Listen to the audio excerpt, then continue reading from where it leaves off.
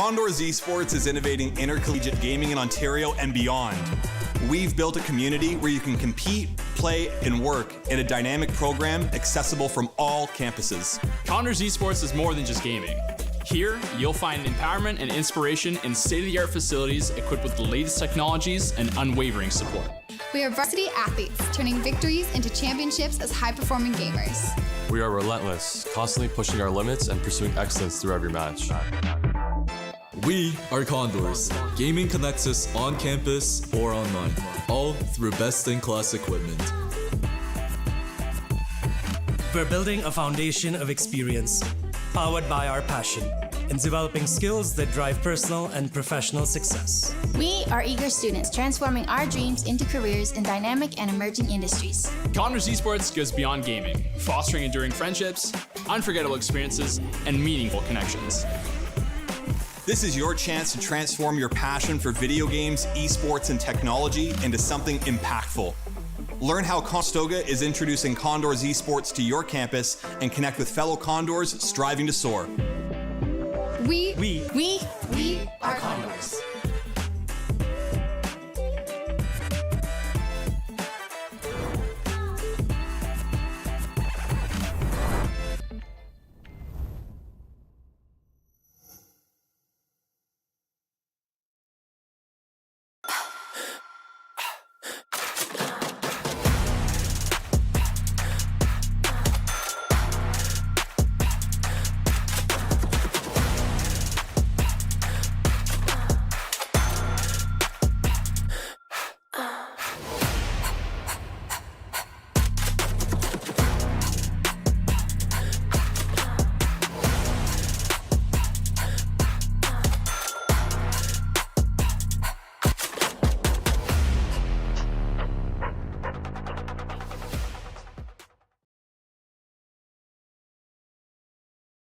Ladies and gentlemen, welcome back to the Condors facility here at the Esports Hub at the Waterloo campus. We have some weekend action going on, some Rocket League on its way. I am Leaf, and I am hanging out with Willow. Thank you for joining me for some Rocket League. Thanks for joining me. Yes, you were here first, so I guess I am joining you.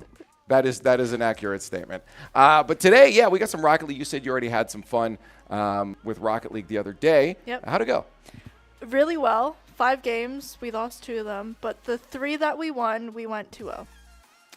3 that we won, we went to. That's good. Yeah. I like that. Yeah, well, our squad is, I don't know if you're familiar with them from the last season, but I guess we can quickly go over the roster. Same roster. These guys have been working together to formulate a game plan across all of last season.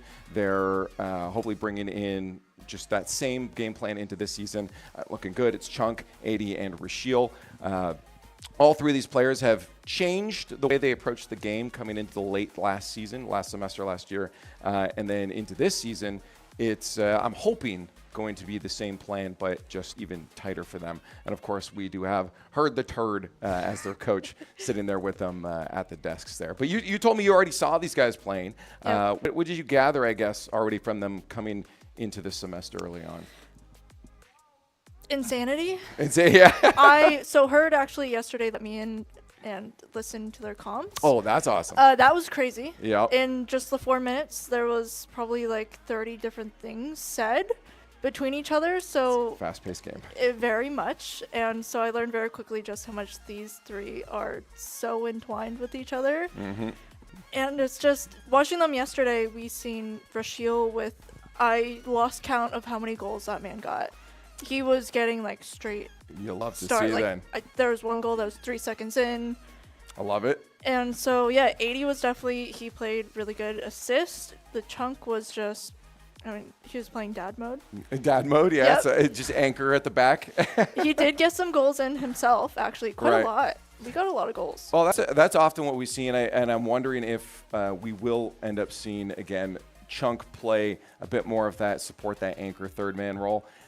That role, though, oftentimes does get the cleanup goals. So if you got your first man, second man running in on offense, they may be able to pull 1 or 2 defenders out of the net, and then a nice, pretty teed up goal sits in front. We call those the scrappers, or sometimes, just again, the cleanup goals. That third man sees that opportunity, Do we think we'll get a clear? Okay, then we'll run back to net. Do we think that their opponents won't get a clear? Let me dive in and get that cleanup goal. So that's all the role of that third man, is to decide, it's a very important position to be playing because it's very easy to dive in onto offense when you're about to have the ball cleared over you, and now you've got an open net that you guys have to try to somehow get back and defend. So all three of these players against are getting, I think, very familiar with each other's flow. They've played a lot together. So again, I like to see Rashiel on offense. Last season, some of the clips that this man was getting, we had a lot of highlight plays from him. So I'm hoping that continues on into our matches today. I hope so too, because yesterday we learned this is possibly his last semester, actually. Right. So we might be, unfortunately, saying bye to him, which is so unfortunate because he's such a great player. That is the unfortunate thing when it comes to, while collegiate can have some exciting moments, you do have those turnovers. I mean, your rosters as players and students, we actually should call them, the students come in because that is their focus, right? They're coming to a school. They're here to be educated. This is just a really cool thing as an outlet and a possible career route for them if they can, have that infrastructure to jump to the next step. But the reality is, once they're done their school, their book learnings, they're out of here. They can't play for the squad anymore. So as much as I'm sure they'd love to keep Rashiel around, if his schoolings is done, schoolings is done. Which is unfortunate. I mean, at least he gets a piece of paper after. That's true. Got to put it in a frame too.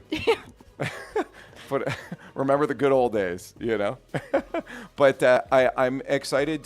Just looking at the bracket is really cool.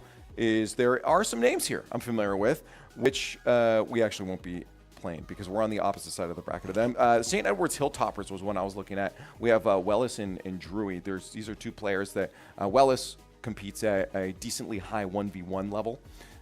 So if we end up against him, that's a player with skills that in those smaller micro interactions of the one-on-ones in the games, he may come out on top. That's a player you probably want as your first man that's pushing past one, maybe even two defenders, that allows you now to have a 2-on-1. So that's something we'll have to watch out if we face them later. But early on, I'm hoping these matches we have coming up here are going to be a little easier. I didn't recognize most of the players. I hope they're easy, because yesterday we did have some really fantastic teams that we were up against. Mm-hmm. Our last match actually with CSU,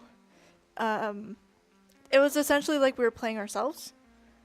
That's how equal we were. It was crazy. It was crazy. Those are the fun matches, though. And it was. And unfortunately, we did lose to them. But the whole game was, you were just on your toes the whole time. You didn't know what was going to come next. You didn't know who was going to make a play. And that's what makes any kind of esport or competitive environment exciting, is when you have those close matches. Hopefully our matchup here will be close if we can get the players fielded. We are still waiting on our opponents right now. It's going to be Heston Larks. I'll take a look at their roster in just a moment. But we will be waiting. If they are a little bit too late, it looks like they will be forfeiting the first game after 10 minutes. 5 more minutes will be game 2. And then, of course, game 3, which will be a win, because this is actually, are these best of 3s right now? Yes. Oh, okay. After 2 games, it'll be GG anyway. So 15 minutes in, the squad will be gone if we can. Wait, who was that sitting over there beside Chunk? Was that, do we have Kip? Oh, Kip, do we have our Val squad? Hey, I love this. And this is what's cool actually about the facility. If you guys haven't watched any of our Val yet, Kip was on that squad, and he's just here hanging out with the Rocket League squad on the main PCs here. So I've always loved the interaction that we've had between all of our teams. It does, having the hub here instead of playing from home, really gives the players the opportunity to feel like they're part of a community. It does, and it gives them equipment that they might not see at home, or they can get familiar with this stuff. We were actually talking yesterday, Curtis and I were talking about sweaty hands. Yeah. Just like we were, and the gamer glue. Got to get some gamer glue. Yeah, especially I don't know how these guys weren't throwing their controllers, because Curtis and I were dripping sweat yesterday watching them. Well, this room does get very warm. We have a lot of. It does. That room's got a little bit more ventilation than we have in here. But actually, interestingly enough, thankfully, I very rarely get clammy hands. Really? Yeah, actually, you know what? I don't know if this is an oddity. If anyone else out there can relate to me, If you're in chat, press 1. But when it's cold, when a room is cold, I sweat more. Really? Yeah, I don't know if it's because maybe like my body's tightening up a bit more, that it's like squeezing the sweat out. Or your body's like, hey, we're like, we might die right now. Like, we need to warm up. Yeah, I don't know what it is, but yeah, so if it's cold, my hands get sweaty. Interesting. Yeah, but if it's warm, I'm fine. I just always have sweaty hands. Oh, okay. You got to get some gamer glue. No, hashtag not sponsored. There actually are controllers.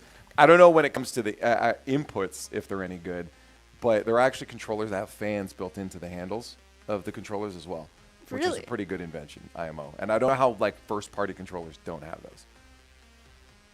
My only concern is just because there's so much more electronic in there, is just if they break. Yes, and obviously with vents, there's more chance dust and stuff can get in.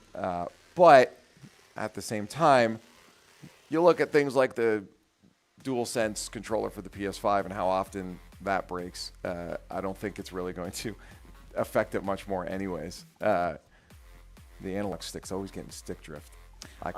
I get that all the time, even with the 360 controller. With that, yeah. Oh, really? Yeah. Oh, interesting. Okay. Well, 80 is taking a little bit of a nap right now.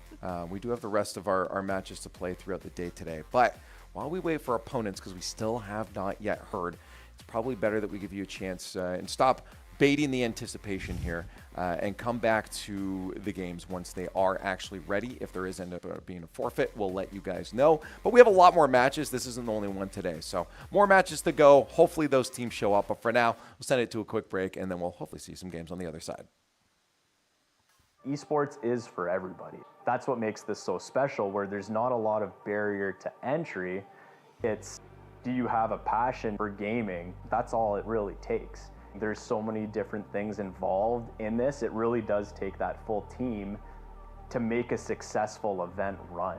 And that's what this program does. You got the lighting going on. You got the video capture going on. You got the whole production crew that are packaging this all together. You have the shoutcasting that's happening. We want to be, that pinnacle for esports. We want students to come here, learn from industry best, and launch their careers in esports. You have that new arena that's being built. To have that investment through the college, it proves a lot. We're invested in this. This can lead to something really big and something really neat and something that you're really invested in. It's $1 billion industry, and we really can't wait to see where this goes.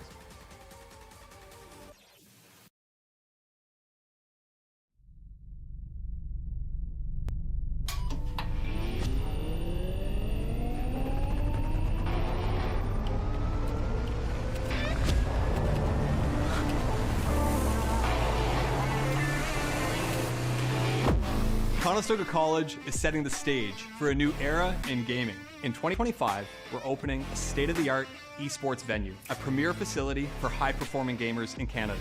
In this 10,000 square foot facility, we're putting you in the center of the action. The facility will have 50 top-tier PC stations, 5 console stations, immersive VR stations, a team operations room, a full production suite, and a premier competition stage. Esports is a rapidly evolving industry with global viewership of 532 million in 2022. This initiative goes beyond esports. It's also a platform for forging bonds, making memories, and creating connections. Since 2020, Condor's Esports continues to evolve, providing industry-leading facilities and experiences to the esports community. Conestoga's esports venue expresses a sustainable and intentional future to compete, play, and work, all powered by gaming.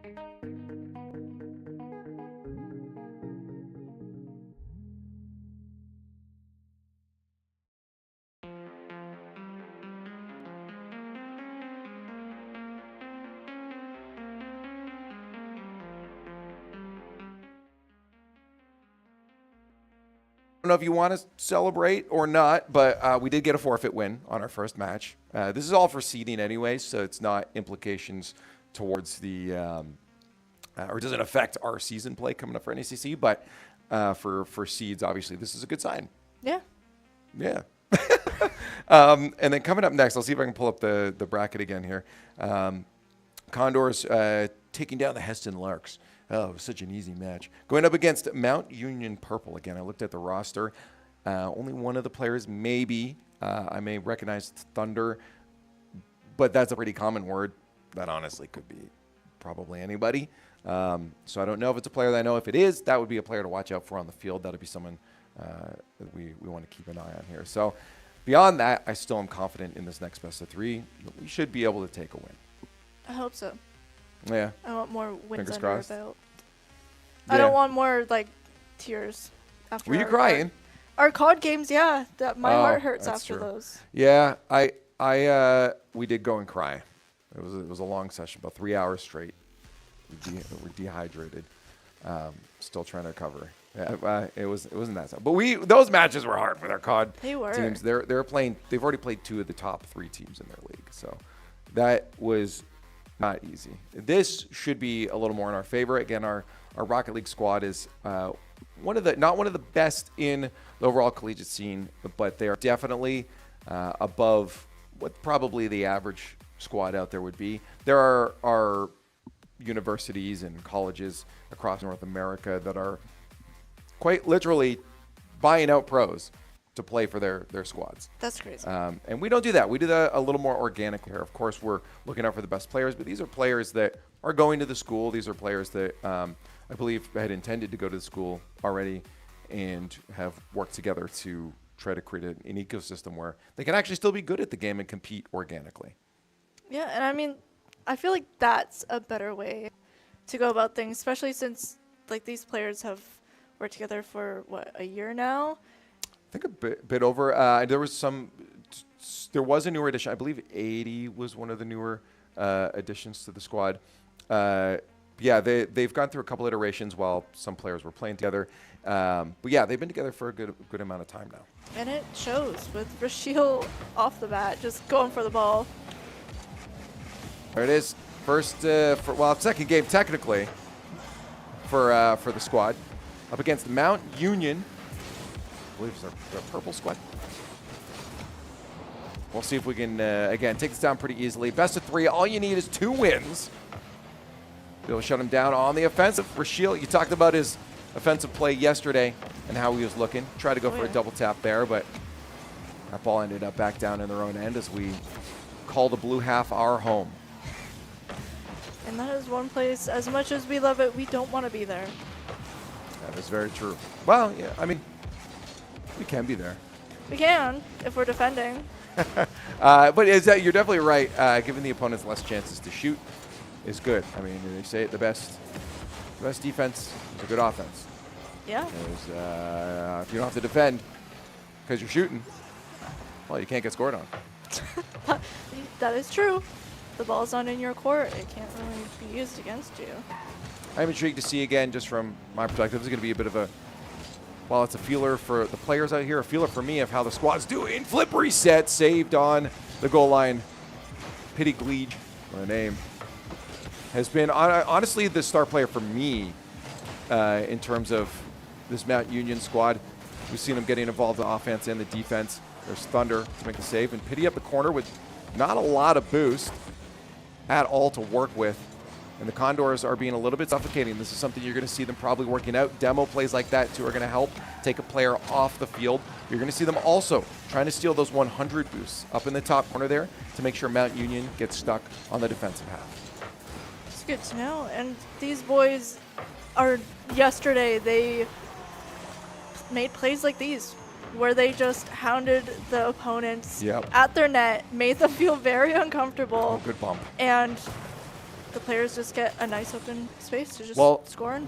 This is something that really just comes from what they were doing just before. They were stealing a lot of boost. And as Mount Union, with no boost, it becomes very difficult to stay controlled on the defensive half. It gets difficult to save into those high shots. You also saw Chunk going in for a bump play at the end there, bumping the defender out of the net. And that's just a heads-up play from the squad. They knew that their sustained efforts on offense were enough to be able to break that wall, but I'm not entirely sure how Mount Union was able to score this.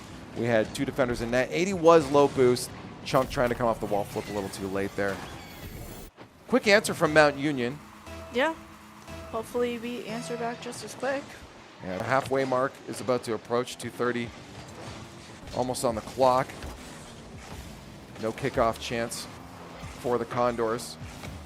Mount Union very quick to get it right back in our zone. Ooh, that's a chance there. Pity Glees might sneak that way, bottom corner. Didn't have the space. We'll have to try again, though. Slow play right now, it seems, from the Condors. We've seen them play faster. Rashiel off the backboard, just wants to solo this one out. He gets 1 touch, 2 touch, not past that last defender. And we did see 2 of the Condors already rushing up towards offense. Maybe a little bit risky on their anticipation of making it past the midfield there. There's a chance there for Mount Union to be able to punish. No goals, though. Finally, a breakout chance. Chunk with no boost. Just forces Thunder onto the backside. We get a quick rush there from 80, but they'll lose the 50. Thankfully, Rashiel was behind. A pop-up going to no one. Faked attempt there from 80. But no scoring opportunities. Ooh, is that a double demo there as well? 80 quick to get the ball back. Ooh, almost. They're playing good today. I know they can play better, though. Good pass center. You saw 80 waiting. Thankfully backed off. That could have been a hard clear. Could have been dangerous. Mountain Union had an opportunity for a counterattack, but they don't capitalize. Although they are on our half of the field. Final minute approaching. Ooh, pressure now from Mount Union. Pitiglis letting Thunder go first. Slow play there to the far side. Zanny got no boost in his tank.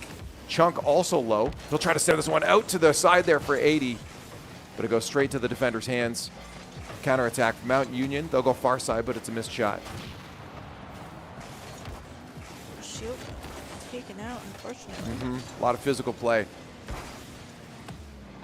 You'll see these scrappy moments from these teams as they try to get desperate for a goal. Final 30 seconds, though.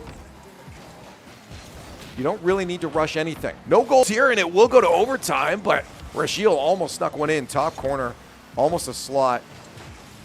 His teammates playing it safe. They know a counterattack is about to come. They need to get that possession. And 2 players couldn't work it out. 80 finally clears it to mid, but there's a good hold. Oh, no! An unfortunate miss there from 2 players on Mount Union. We go back into the orange half. We might be able to get an opportunity. Chunk knocked away from that. Rashiel waits for the touch, but it will drop to the ground. And overtime in game 1. Game 1 yesterday, it took us a couple games to get overtime, so it's interesting to see this change of pace. Hopefully they can end it quick. Good touch over to Rashiel. All 3 players moving up on offense now. 80, low boost, trying to center this one out. It'll be Rashiel to cut rotation. Up in the air. Pity does manage to get down the other end. Thunder with low boost just tries to slot that one towards the net, but an easy save for the Condors. Chunk keeps it to the corner, but the boost is stolen. This is going to give Mount Union a chance to sustain some offense if they can keep that possession. Condors are trying to move out. You see that opportunity as the other 2 defenders moved up to the midfield. They haven't broken out yet, but they're slowly but surely making their way down into the orange half. This will be dangerous. Zanny has a chance. He goes for the bump, and Rashiel avoids it. Second shot coming in 80 on the goal line. Pushes it away. Chunk out of the play, though. They're not out of hot water yet. Touch towards center. There's the shot. What a save from Chunk. Ooh, breakaway chance. Zanny had enough boost. Solo this one back to midfield. Rashiel has to be careful. Thunder's on him. Managed to get a touch and a 50 to the corner. That'll buy a lot of time for his teammates to get back to defense. Watch the shot over the top. Rashiel yet again with another beautiful save. 80 flip reset. No, he'll just go for the standard touch. A lot of pressure from Mount Union. Again, it's not clean from either team, which is why we see this Overtime extending in almost up to 2 minutes. Just a lot of ping pong right now. Yep. Just can't get it in. Oh, Bardowski. Not quite. Those are those opportunities you hope can be capitalized on. You hope the shooting accuracy is on point. The bar and out gives Mount Union another breath of life as they come towards the net. They almost get that in. I was actually about to call the end of the game, but what an incredible save from Chunk, I believe it was, off the post. They're not going to keep getting away with these. Mount Union's had a lot of scoring opportunities, and we need to take away those scoring lanes from them. Flip reset to the net, still in front. Second one off Zanny. On his way out, not sure if that one was intentional, but Mount Union are going to walk away with the win. Let's see the flip out. No, he got bumped into it. Are you kidding me? On the way out, and that redirects in. What do you even do in a moment like that? Zanny is probably going to save the replay on that one, but that was definitely due to the bump from our player trying to get him out of the play. That pushed him right into the ball, a little pool shot. Yeah. Just looking at our stats, it looks like we had 5 shots from, I think it was Rashiel. It's pretty nice. Yeah, the big thing, well, I'm looking right now, is I mentioned that it looked like a lot of scoring opportunities for Mount Union, and it was. I mean, realistically, you look at the shot count, Zanny at 9 shots, almost in double digits, where our entire team combined only at 7 shots. Now, of course, shots aren't always indicative of whether you're going to be able to win a game or not. It's all about the quality of those shots. I mean, if you're just clanging it off the crossbar or the side post, it really doesn't mean anything if that shooting accuracy is down. And I guess technically our shooting accuracy is better. Maybe no, they had two goals there. But either way, we need some more opportunities. It did feel like we oftentimes were rushing to offense a little bit sooner than we probably should have been. You'll have that first man pushing up past midfield, and then 2 of our defenders almost side by side pushing up past that midfield. Now, it's good if there's trust, if that first man can get the ball past whoever's defending midfield, but if you can't, now you have 2 defenders having to retrace their steps in circles, and that's potentially a lot of boost wasted when you're running back to defense. This is going to keep you on defense longer than you need to be. Good little cheat there on the kickoff from Chunk. Ooh, chance 80. Plays that one high. Forces the defender up. Nice little demo there. It's good to get those out early. Keep yourselves on offense. Chunk getting bullied. No second man there. 80 loses the 50. Chunk will try to slam that one high with low boost. He won't be able to do much. At least just gets a hand up and prevents Mount Union making their way down in the blue half. Shield slow on the play. Gets a 50 wide. We've lost possession. Chunk will try to get it back, but immediately stolen away. We're still quick to grab it right back, but it's just a little game of cat and mouse right now. First minute gone by. No goal for either squad, which is honestly reflective of the series we saw before. An over 2-minute overtime in game number 1. It should be a close series overall, but Mount Union is on match point. We'll remind you, one more win for them, and it will drop the Condors down to lower bracket, a place we don't want to end up. You want to keep that second life alive as long as possible. Yeah, it is very true. And we did end up in the lower brackets yesterday, but we made it pretty far, I'd like to say.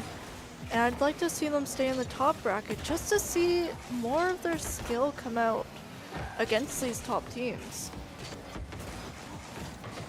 Thunder trying to rock that one away for the Condors. Slowly sharking around that offense, but they back up quite huge, and the Shield does get a 50 win there, but it's a good call from the Condors not to push. There was a defender. There's that on target. Yeah. I think 80 might be a little confused too. What happened here? Both defenders on the back wall, and 80 just gets the angle of his life. I couldn't see what happened on the top corner there. Throwing a thumbs up there. He was kind of confused, but happy that went in nonetheless. Yeah, we'll take those. Oh, good kickoff here from Mount Union. Off the crossbar, second shot and in. Yeah, you kind of feel that one is going to make its way to the back of the net when you get a good kickoff like that. That first touch off the crossbar forced 80 into the air. And at that point, it becomes so much harder to defend as you're trying to land with no boost, scrambling to figure out where that second shot is going to go. Good play from Mount Union and a very quick answer to the Condors' first goal. Yeah, I think that's one of the fastest answers I've seen. That's the thing. If you get a good kickoff, you get a quick goal back. Rocket League can turn just like that at any moment. 80 with the solo play. Gets a 50 to the net. That's back in front, but again, a hesitant offense. You see Chunk third manning, waiting for that clear. You should be able to get up to that. He's going to leave 80 instead for the cut rotation. Good comms from the boys. A clear mid immediately met off the backboard, straight down, and Rashiel maybe expecting a defender there. There's the fake. You mentioned the squads might be going for a little bit. Rashiel on the attack, fakes out the touch, so the defender thinks he'll take the shot and jumps for it, but unfortunately, the actual shooter couldn't get the target locked in.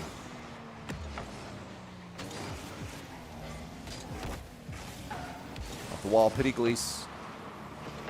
It's been all over the field. It was Zanny last match that was really the thorn in our side. 9 shots on the scoreboard, cross regulation and overtime. Thunder trying to leave that one for Pity.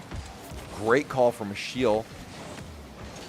Chunk's touch was not the best, but they do manage to get this one back out to mid, but really good strong midfield hold here from Mount Union. Condors having a lot of trouble breaking out past that midfield. We're stuck on defense way too much. Yeah, and this is something that we've seen them kind of deal with yesterday, was when they got pushed into these defense modes, it kind of bit them a little bit. There's just a lot going on for them that they couldn't get on top of, and hopefully they can keep playing offense, but they gotta really push. And I hope the replay goes back to this kickoff. Because this was not the best from the Condors. I know they're trying some new stuff on the kickoffs, but that's twice now on kickoffs that we've been bested, and if that's something the Condors are trying to go for, it's definitely going to need to tighten up a little bit. I like new stuff, and sometimes trying this stuff early on is not a bad thing to do. I mean, being able to try those stuff in a play-ins where you're still going to get into the league could be the time to do it. I'm allergic to us losing. well, hopefully we can get those allergies figured out with some medication of some goals. That's exactly what I need. Dr. Chunk, give me my prescription. Chunk off the wall. Ooh. Not the best first touch. We still got control. Ooh, nice center there to Rashiel, but what a quick answer from Thunder. Again, the midfield, we need an answer to this. We have had so much trouble getting ourselves out of that half. Oh my God. Well, that was a nice goal. Okay, it don't matter who it is. Pity off the back wall. Oh, you maniac. You absolute monster. That was gorgeous. You can't even be mad about a goal like that. That was gnarly. If they got highlight plays going on after this, that's going to be on theirs. That would be on ours. I'd make sure it's on there. Because that was just a solid play. Pity, the first player called out, making sure he was the last player we remember. 20 seconds left, 3 goals down. While technically possible, I don't think we're winning this one, and it looks like a lower bracket run is going to be in store for the Condors as Mount Union Purple lights it up in game 2. A midfield the Condors just did not have an answer for, resulted in just a little bit too much offense that we also did not have an answer for. Going to lower bracket, that's something that they're going to want to tighten up. It's hard to make those adjustments so quick on a day, especially when the brackets are moving quick, but we've seen them succeed before. We've seen them work through some challenging situations. The Condors, it'll be 1 life gone, 1 life left in a lower bracket run.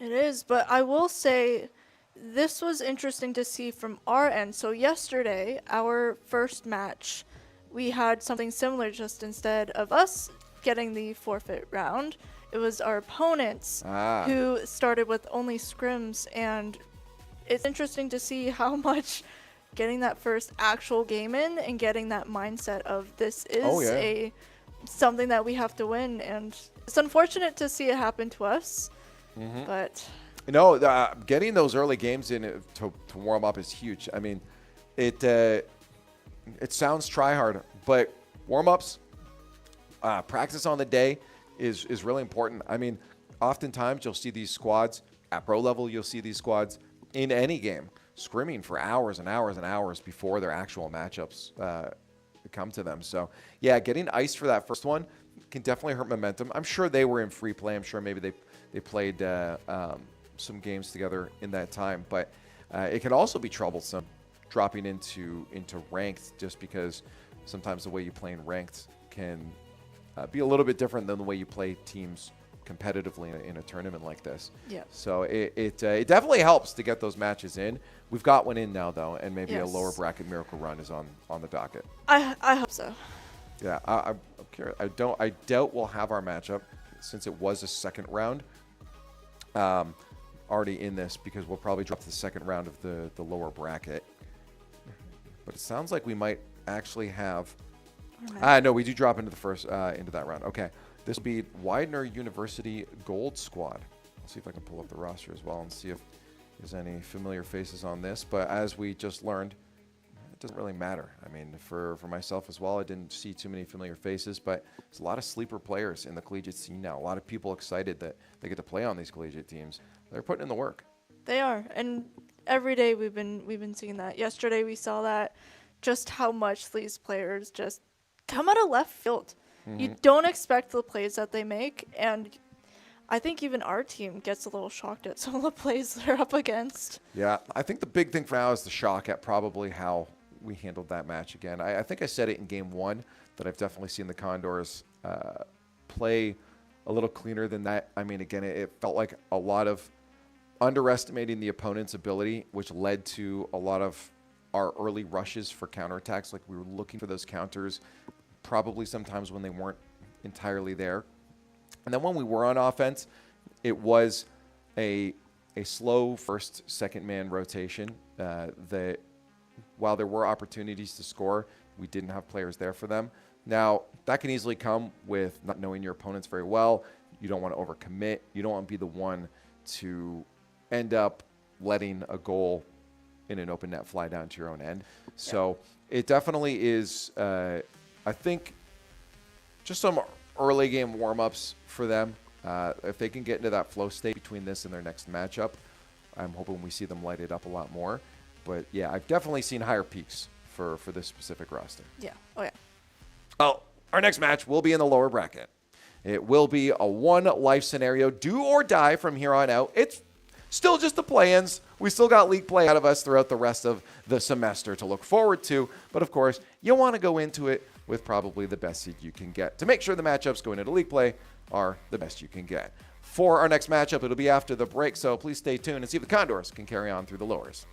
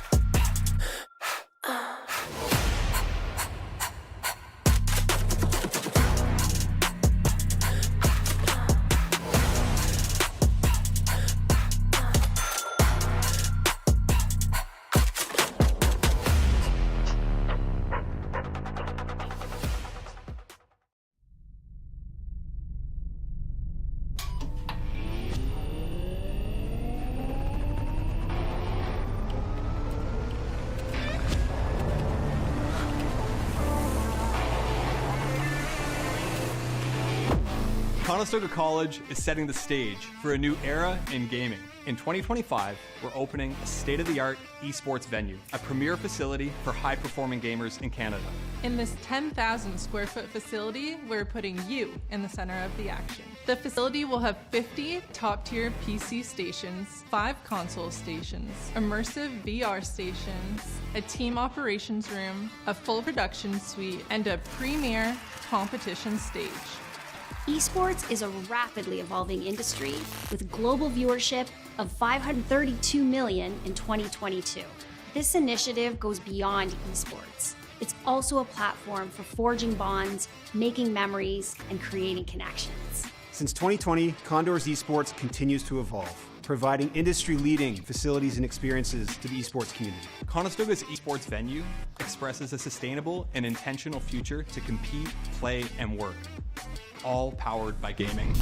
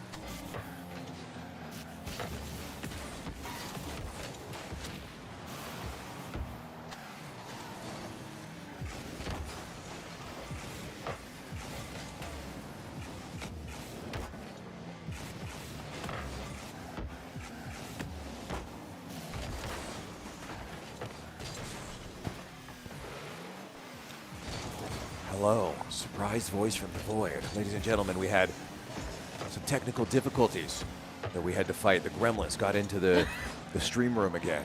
They started chewing the cords. Yeah, but we beat them up, kicked them out. Just like the Condors. Beating up and kicking out Widener. Widener more like... Weiner. Widening the goal for us to shoot on, and it's so easy. That's why we have so many goals.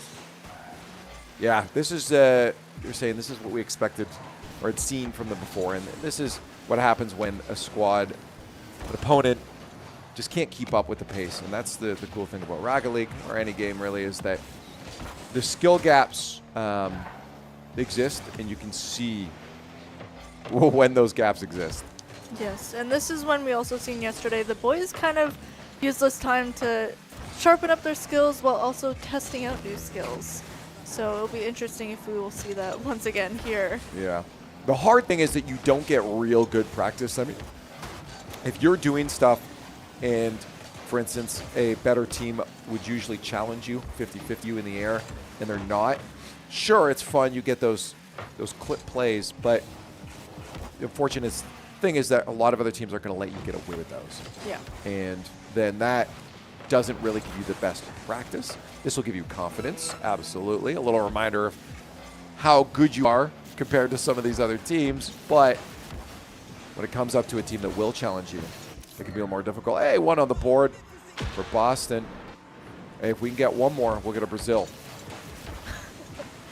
In the Rocket League community, we've adopted the 7-1 scoreline that Germany got in the World Cup over Brazil in football many years ago. And we call this scoreline a Brazil. Huh. So if you ever see it, call it out. And then past that, production was pointing out there's another one as well. We actually call it 8-2 a Barcelona. We call it a Barcelona. So if for instance, Widener gets a goal and it's 6-2, we say, okay, the Brazil is over, but there's a chance for Barcelona. Hey, Brazil at the end on the 1 second mark too. And you see the guys laughing too. It's always nice to be able to Brazil your opponent. It's a mark of true domination. It's all fun in games to get 9-1, but being able to keep it at 7-1 is a little bit of an extra flex, because it means your opponents, if they want to turn around right now and score on themselves, they can ruin your Brazil. Oh. Right? So being able to keep the 7-1 scoreline to the end is a little bit more of a flex. 7-1 Brazil over Widener. It's a good sign for the lower bracket run for the guys.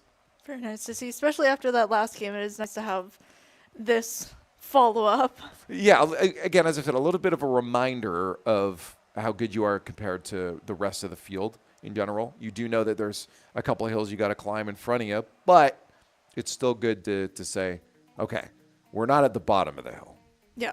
And that's a confidence builder for sure. Oh, yeah. And it's nice.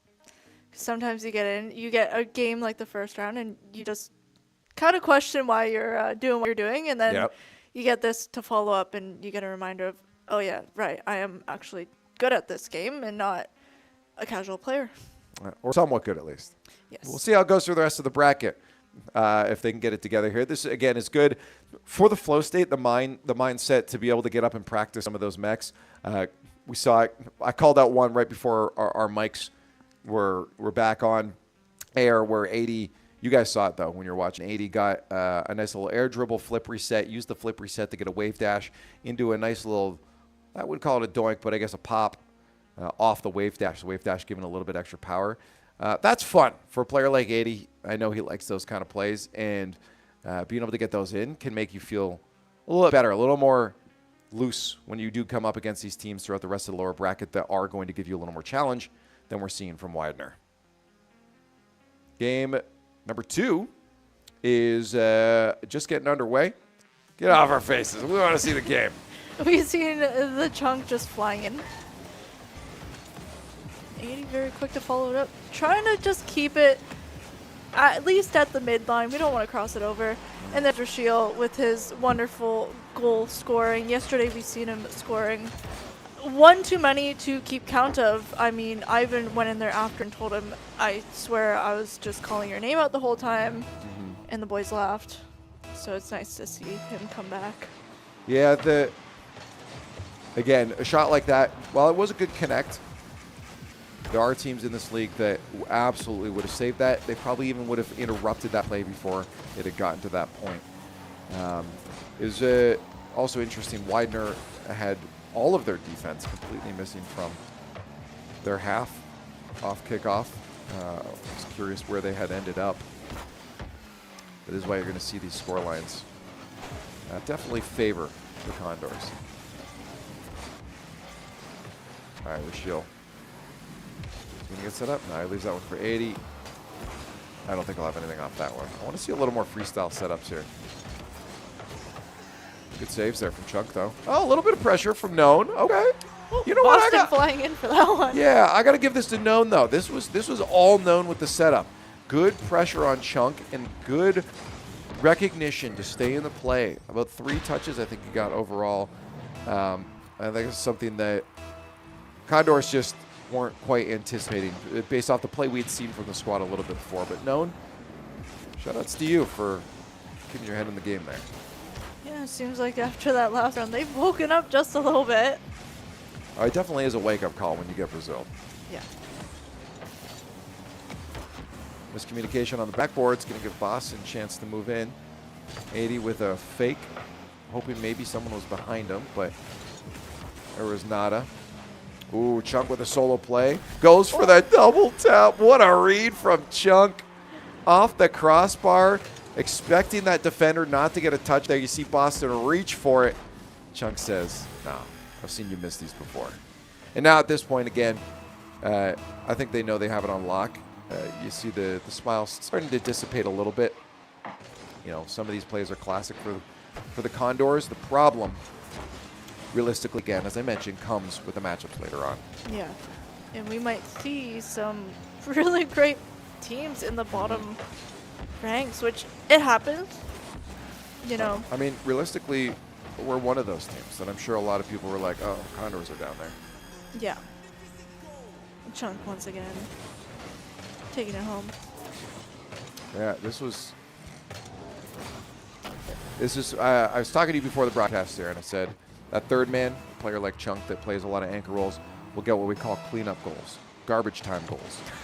And we just saw a clear example of what we would call a garbage time goal. It was a missed touch from our own player off the backboard, a backflip from the defender, and Chunk just had to walk up to it and tap it in.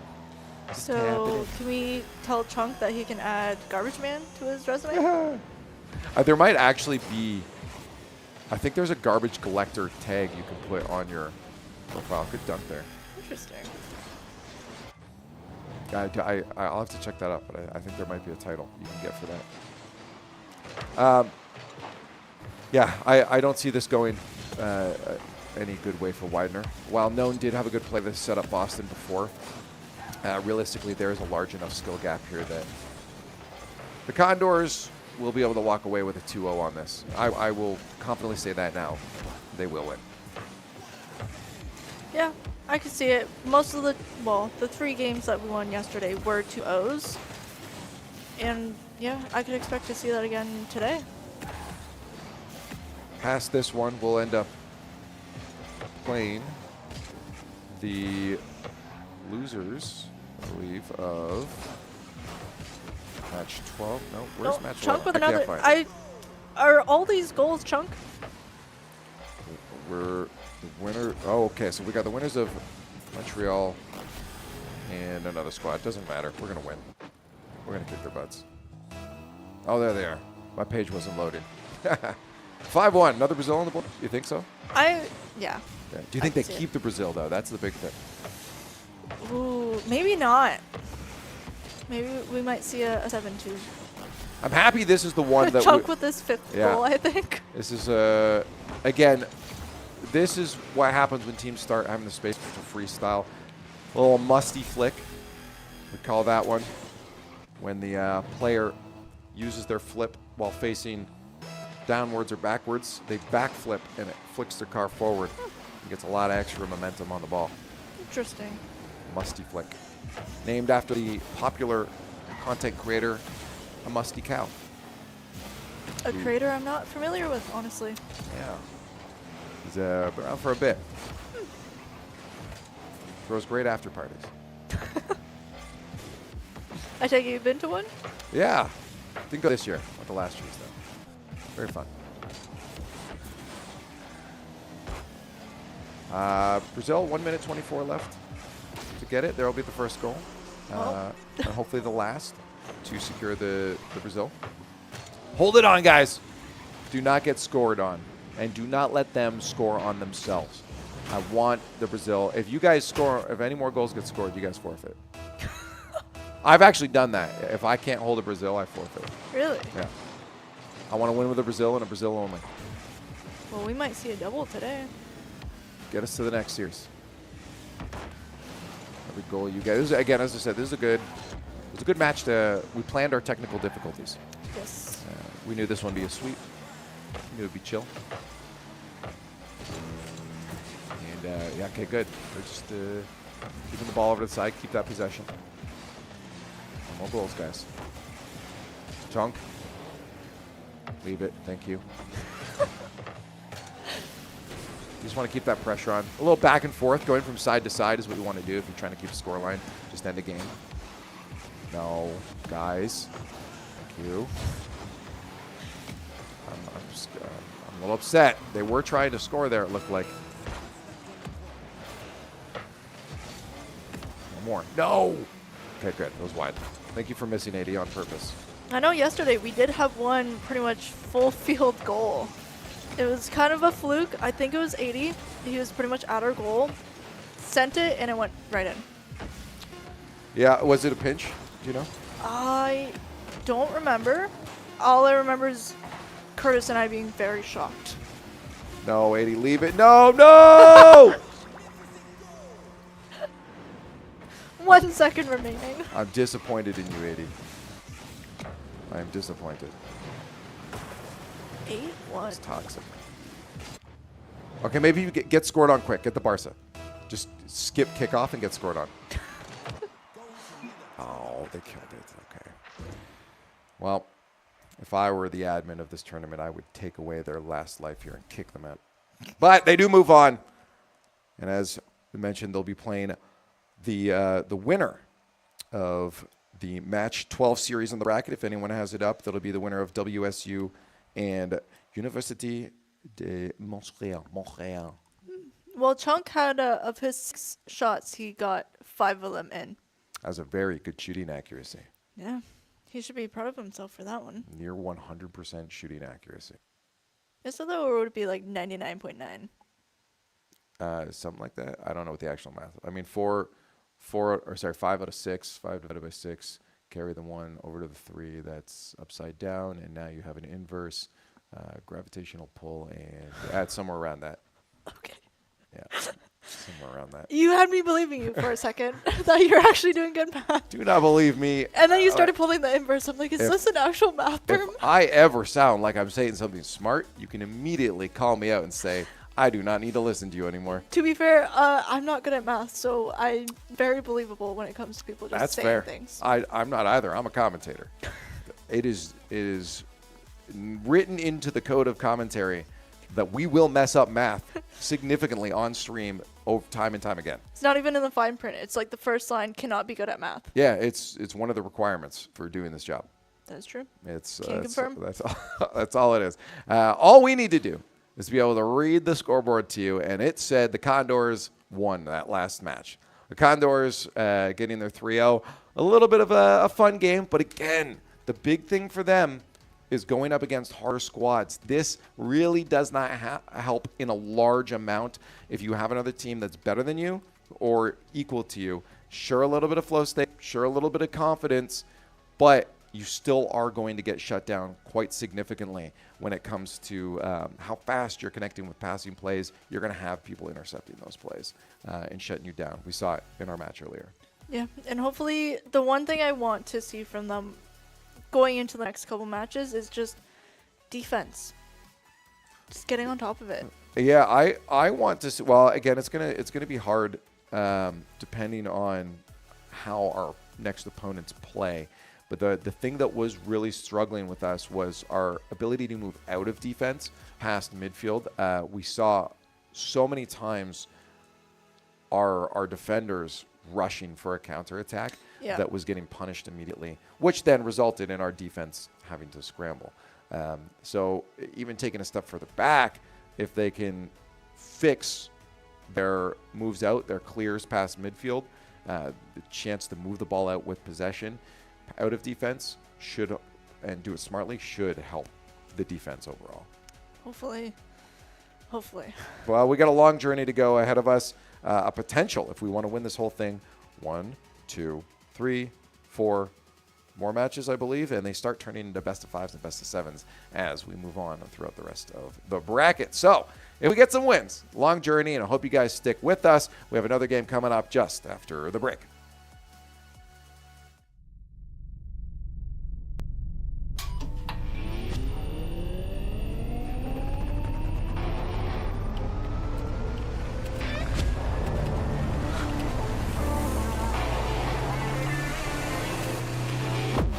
Conestoga College is setting the stage for a new era in gaming. In 2025, we're opening a state-of-the-art esports venue, a premier facility for high-performing gamers in Canada. In this 10,000 square foot facility, we're putting you in the center of the action. The facility will have 50 top-tier PC stations, 5 console stations, immersive VR stations, a team operations room, a full production suite, and a premier competition stage. Esports is a rapidly evolving industry with global viewership of 532 million in 2022. This initiative goes beyond esports. It's also a platform for forging bonds, making memories, and creating connections. Since 2020, Condor's Esports continues to evolve, providing industry-leading facilities and experiences to the esports community. Conestoga's esports venue expresses a sustainable and intentional future to compete, play, and work, all powered by gaming.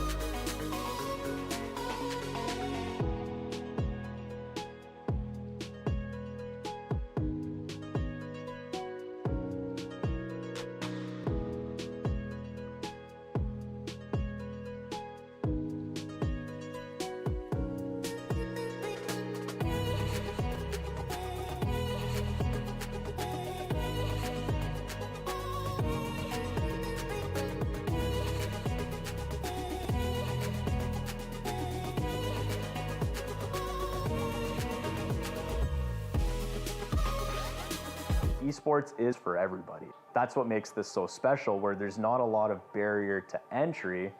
It's, do you have a passion for gaming? That's all it really takes. There's so many different things involved in this. It really does take that full team to make a successful event run. And that's what this program does. You got the lighting going on, you got the video capture going on, you got the whole production crew that are packaging this all together, you have the shoutcasting that's happening. We want to be, that pinnacle for esports. We want students to come here, learn from industry best, and launch their careers in esports. You have that new arena that's being built. To have that investment through the college, it proves a lot. We're invested in this. This can lead to something really big and something really neat and something that you're really invested in. It's $1 billion industry, and we really can't wait to see where this goes.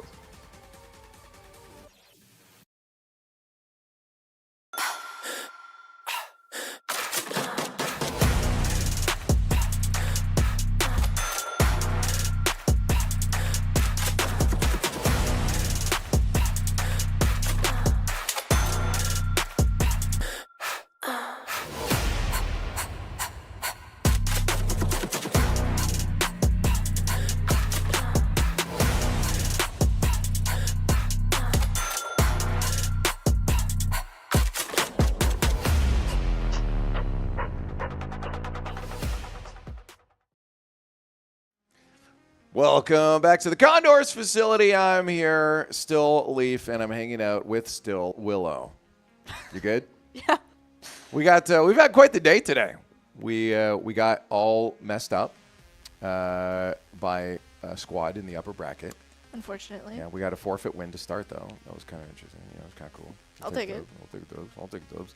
And then we dropped to the lower bracket after getting messed up. And then the Grime in and messed us up. And we had a match where we were just completely dominated. It was back and forth. I'm getting whiplash out here with the teams, from a forfeit to getting rolled to rolling someone else. It's just how esports runs. That's the way it goes. You never know what kind of game you're going to get. That's the way of the road, Bubs. Way of the road. Next up, though, we do have WSU. They've won their match against University of Montreal. And they won 2-0. We didn't watch the match, so we have no idea how good this squad is. But obviously, them winning a 2-0 in a lower bracket is expected and a good sign for them. But a team of golds would 2-0 a team of bronzes, and we would absolutely annihilate a team of golds. So we really have to see how this first game plays out. It is still best of threes at this point. Single life on the line.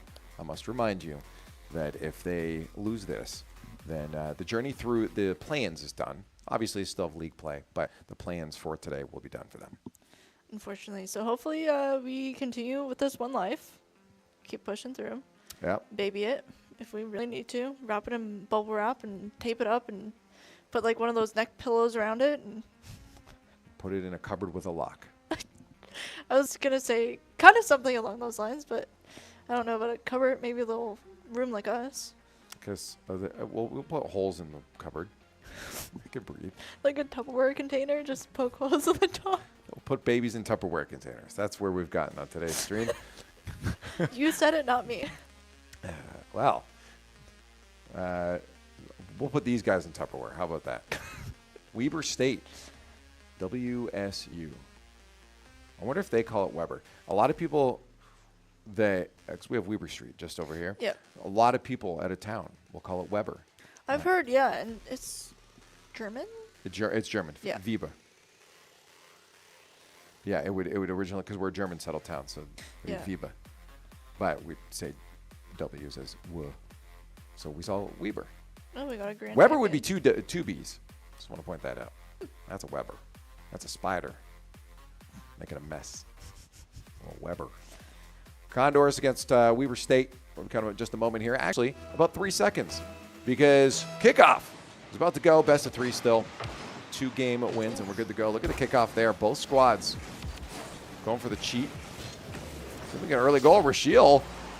Do what he does Where's best. the defender? That was nice. This is something that we've seen him do yesterday a lot as well, just straight off the kickoff. Shoving it forward into that net, whether the other team wanted it or not. So it's nice to see that happening again today. If that kind of play keeps up, this is a 2-0 for us. I can already tell there's a lot you can pull out. If you've been analyzing the game as long as I have, there's a lot you can pull out from that first kickoff. You had the aggressor jumping for a ball they weren't even going to be coming close to getting, putting themselves out of the play. And both the teammates that went for boost turned up field without possession. And that's a sign of a team with a little less experience. And a second goal on the board indicates that, again, almost a third. If we get a double here, not quite. A fake out. Chunk tried to push. But, again, those 2 early goals, good sign for the Condors. It is. Like we said, we're babying this one life, and, well, we're showing it. Oh, go in, not quite. Team going for the fabled team pinch is what we just saw there. When you go for a 50-50 with your teammate, the ball will shoot out at a higher velocity as if you had just pinched a marble out of your hand. A marble? You ever play marbles? Yes, I did notice that they are a grand champ. They have one grand champ. They have one grand champ on the squad? Yes, oh, they okay. do. You still got to answer my question about playing marbles. I flicked marbles. Oh, you flicked them? Yeah, you like flick them to the big one? Okay, yeah. Did you throw them? No, the way we played, instead of flicking, because that hurts the knuckle or the thumbnail after a while, is you put it between your pointer finger and your thumb, and you squeeze it so it shoots out. Oh. If I ever play marbles again, I guess I'll try that. Saves your hand. Just try it. Anyways, one grand champ on the team isn't going to be enough to shut down multiple grand champs. I believe all of our players are well into the GC territory, potentially close to the SSL territory. Yeah, because I think Chunk is sitting at the 200s, somewhere around there. 200, that would be very bad. You mean 2000s? Yes. Okay, good. Okay, I was very concerned for a moment. He's not been putting in the work. Chunk's just been slacking off. No, he's 2000s. Chunk's a 200 player now. No, I'm calling him 200 player. I think that actually is just bronze. Is it really? Yeah. Huh. I think that's the worst you can get. So I think, if I remember from what Curtis was telling me yesterday, 80 is one of our lower players, but still we sit in the 1700s to 1900s. Yeah, they're solid players. I mean, they made top 96 when playing in for the RLCS, which is the top tier professional league. So it's 96th best team in North America. Not bad. Yeah, for a college squad. Yeah, yep, and me. By far. But still, the bleeding stopped very soon on. Weber State applied a Band-Aid quickly. And wrapped that gauze tight. And not a lot of third goal for the Condors in. Hyper Knight. They're trying, but is that Rush Shield that said no?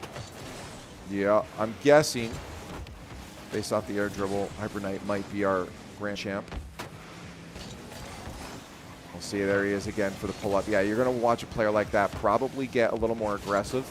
You usually want your better player to play that third man because they can make those safer plays so you don't get scored on a counterattack. But do imagine he's going to want to try to get some offense started without being that first man. A little bit safer to be the second man. See it, Dread. That's a 50. The follow-up probably by Knight, but it will go towards our net. And again, from what I'm seeing for the position, again, I will put money on Hyper Knight. Being that player to watch out for. Well, if the layout of the team members matches up for the, I guess, scoreboard, I think it's Rivers. It's whoever their team member at the bottom was their champ. I can't. Oh yeah, the scoreboard will move around as they get score. In the beginning. I was not paying attention. It was the bottom player. Good play there from 80. That actually bought a lot of time. Chunk's got full boost. Should be able to stop this play. A little flick from Dread. 36 seconds left with 2-goal lead. This is a comfortable position to be in. Oh, nice center there to 80 from Chunk. No boost. All he does is a quick little wave dash to get his speed. A little pop center. And 80 just has to clean it up. Saw last defender, which I believe was Rivers, going for boost instead of defending the net. So yeah, I definitely putting the money on Hyper Knight. Looked like Chunk went for a fake there at the kickoff. It'd be an interesting time to try it. Usually you want to not pull those things out until the moment you need it, so your opponents aren't aware that that's something that's on your mind going into a game 2. Because just because you win 4-0 in game 1 does not mean you're guaranteed that second map. But at this point, I just off the skill alone, I do believe the Condors should have this win against WSCO. I feel that as well, because I mean, we've been seeing great plays from our team and just how a team plays. How do a team play? What team plays? Now ball will touch the ground, and we'll have one on the board. This will be match point. They're going to go for another one. Chunk can't carry it. Some keepy uppies there. Yeah, he didn't have enough boost, but he was trying to get another one for the road. And again, just the body language alone from the players here, I can tell they're very confident. It was Dread. Interesting. Season 15. Are we on season 16 now? Hyper Knight's not too far behind, at least in mechs, from what I've seen. So I mean, the squad overall is not the low. I mean, they're all right squad, but there was definitely. I don't know. Dread might be boosted. It's kind of toxic to say, but Dread was making some pretty critical mistakes. Yeah, and well, Rivers is apparently ever since 2016. Yeah, that's established 2016. I like that. I got a 2015, just saying, but that's when the game came out. It just went up him. It's okay. That is good. That means Rivers has the coveted Steam account. Oh. The game is only available on Epic now. Really? Yes, you cannot get it on Steam, except for the people that already had it on Steam. I wonder why they did that. Because Epic bought Psyonix and wants all those games on their launcher. I see. So when they went to free to play, they moved it to only be able accessible on the Epic launcher, which I don't like because you can't do custom maps and stuff as easily on there. It makes it a lot harder. The Steam client is better. So congrats on Rivers having a Steam client. Game 2 against WSU. Weber State feeling a bit of a blunt force trauma from game number 1, a 4-0 victory for the Condors. So they take flight through the lower bracket. It's like a ship flying in low under the radar as we come through the lower bracket. Hopefully we can surprise some teams. Dread, a couple misses there. Shield, I don't know what he's doing. He's going for another bump there. That'll buy a chance there for Chunk just to keep the play alive. No mid-boost grab, and Chunk is getting physical right now. I like to see it. Those bump plays can be infuriating when you're on the receiving end of them. Ooh, that's going to be a chance shot. Yeah, Rivers creeps in. See that one coming from a mile away. Lost control. You see off the backboard, Chunk tries to put that one a little bit higher away, but instead accidentally centers it. You see him turn, try to cut the angle. But Rivers had a lot of opportunity to shoot that one. Short post or high as well. First goal on the board for Weber State. They take the lead. They do. They might be writing this story today. Or this moment. Hopefully not today. Hopefully just this moment. I hope it's just this moment. You're right. Let's take that moment away from them. Crush their dreams. Oh, Shield got the boost, but he did. Good control from Chunk. He's just going to buy some time for his teammates. Who's up for that? Nobody, fortunately. That critical mistake. I asked the question who's up for that, and I want to call him out right now. At this point here, either Chunk goes for it off the wall or someone else has to be there, and there was a miscommunication at who was on the ball, and that gave an opening. It opened the scoring lane for Weber State. Well, I just said Weber. I was talking too much about it. Weber State, the hypocrite I am, to move in and have two attackers steal that goal away. Critical mistake off the wall there. Hopefully the boys haven't let their guard down. Hopefully they haven't kind of... Oh, they have not. posting out third. Please put it in. Not quite. You see them connecting with those passing plays just outside the box. More of those, please, and I think we should be good. I think that hope can remain in your heart, Willow, for the squad. Usually for the Condors, hope remains till the very last second where we see defeat or the Chunk scoring. Oh! Off the backboard, Chunk, what are you doing? He just stays there. We saw one of those against us before. Nice. That is a dirty angle. I love it. Heads up play from the team. Good slot there as well from the playmaker to get that one up to Chunk on the backboard. 3 minutes left. Make it count. Only down 1 goal. Only one. A lot of time for us to get goals back. Flip reset, posting out. No follow-up again. You can see Chunk wanted to. He just a little fake approach there, a little footies to try to get that attacker to flick the ball, give away possession, but did pull away at the right moment to move back. Just make sure you can shadow defense a little bit. And on the attack again we go. That's just in. There's no one there. Yeah, that's all right. Tie game at the halfway mark. I'm upset they didn't score at 2-2-2 though. We almost had 80 and Chunk are very happy with that. Yeah. We almost had a bunch of 2s on the board, but no, that was good. I mean, all 3 Weber State players managed to find themselves stuck in the corner. I wonder how they managed that. Guess the Maps app sent them the wrong way. Interesting touch from Hyper.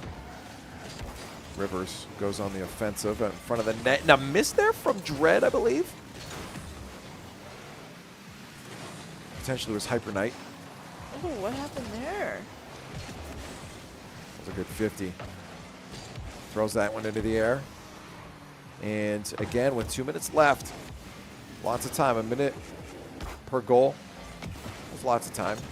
Get this lead, steal it away from Weber State. I see a lot more confidence in the passing plays now. And this is good sign for us going forward throughout the rest of the bracket. Defensive half, as you mentioned earlier, still needs a little bit of cleaning up to do. Giving a lot of space right now to these attackers. Not something I like to see, but offensively. They are playing great. Yes, the Condors are starting to get their mojo back. They're playing how they usually play, which is insanity to watch.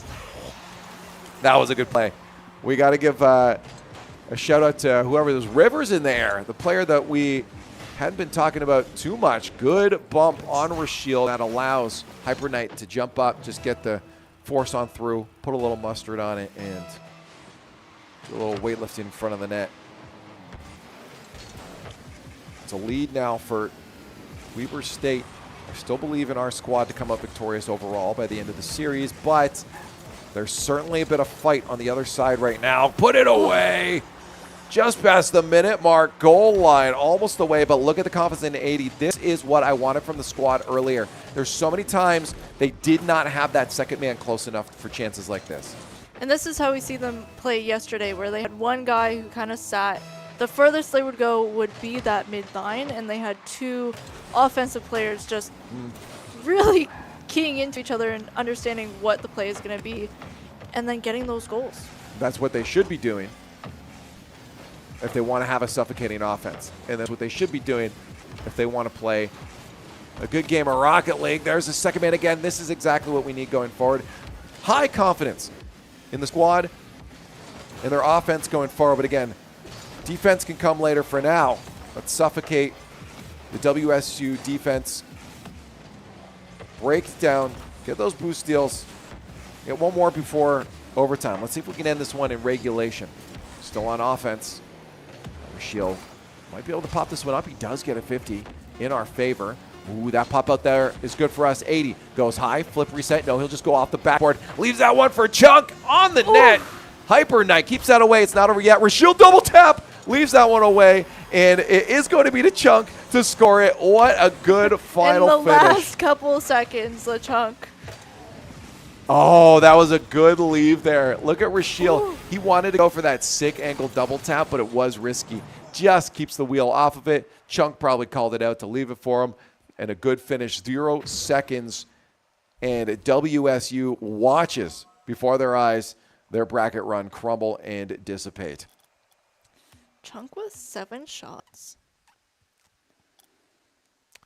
And the game-winning goal. That's all we need to remember Exactly. him for. Good play there from the Condors at the end there. They managed to break through the chaos. They found their mojo on the offensive half. They have that second man playing a lot more tight to that first man, to our playmaker, and that's going to be the key difference for them going forward. If they want to dismantle any of the other defenses of the teams in the lower bracket here, this is the way that they need to be playing. Now, again, correct, they still have to watch their half of the field. There's a lot of time they've been giving space to those aggressors where they really shouldn't be giving that space to. But offensive-wise, I'm happy with how they're looking. I'm as well. They're back in how they normally play, which is, as someone who loves watching them play since yesterday, Since yesterday. Brand new fan. It's amazing to watch them play. And it's like seeing this teamwork continue on, and just as each game goes on, it just gets so much better. And hopefully that carries on through the lower bracket as well. I have a sneeze on the way, so why don't we get to break before that sneeze hits, and you guys have to suffer it. They took a break. We're going to take a break. Lower bracket run continues for the Condors. We'll see you on the other side.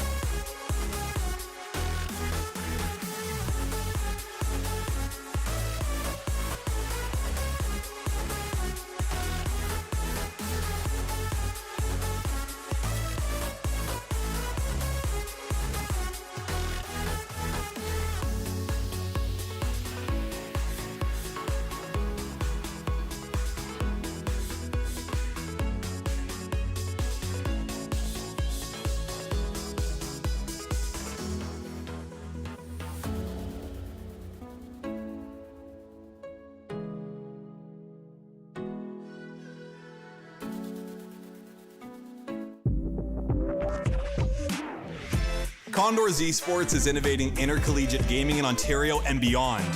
We've built a community where you can compete, play, and work in a dynamic program accessible from all campuses. Condors Esports is more than just gaming. Here, you'll find empowerment and inspiration in state-of-the-art facilities equipped with the latest technologies and unwavering support. We are varsity athletes, turning victories into championships as high-performing gamers. We are relentless, constantly pushing our limits and pursuing excellence through every match. We are Condors. Gaming connects us on campus or online, all through best-in-class equipment. We're building a foundation of experience, powered by our passion, in developing skills that drive personal and professional success. We are eager students transforming our dreams into careers in dynamic and emerging industries. Condors Esports goes beyond gaming, fostering enduring friendships, unforgettable experiences, and meaningful connections. This is your chance to transform your passion for video games, esports, and technology into something impactful. Learn how Conestoga is introducing Condors Esports to your campus and connect with fellow Condors striving to soar. We are Condors.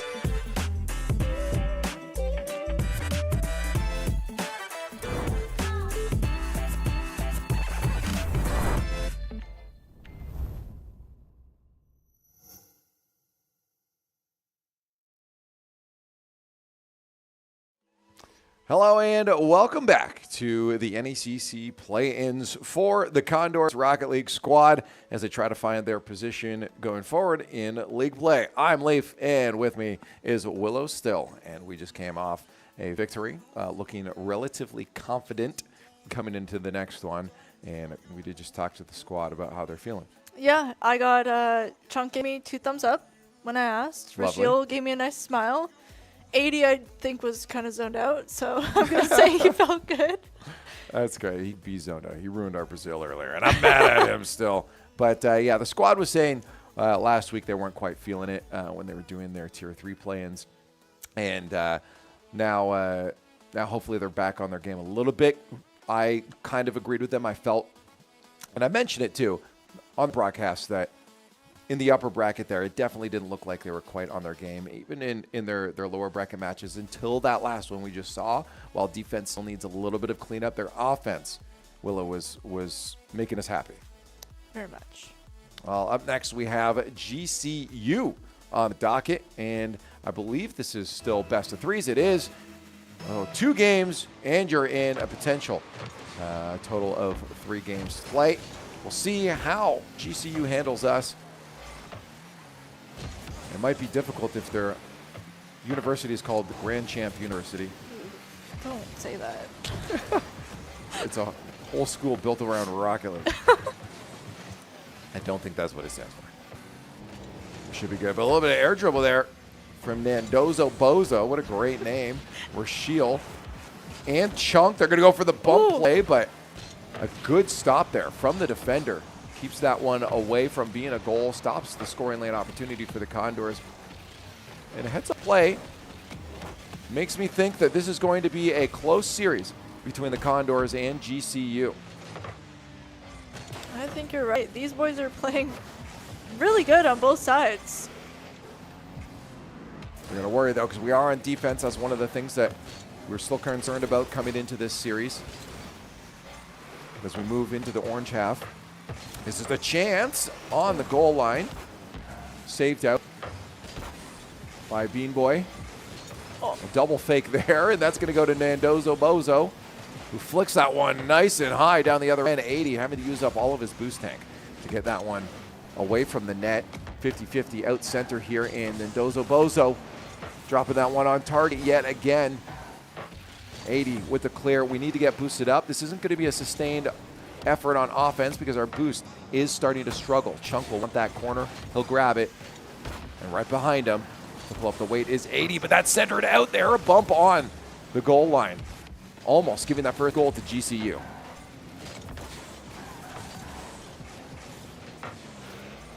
Three minutes left on the clock with 2 gone by. No goals yet for either squad. A chance here for Rashiel to sneak it in on the far side. 80 finally finds the back of the net. A great placed shot there from Rashiel means that 2 defenders attempt to go for the save, leaving no one home for 80's cleanup. I like 80's celebration. Little fish tank in the goal. There are some fun ones out there.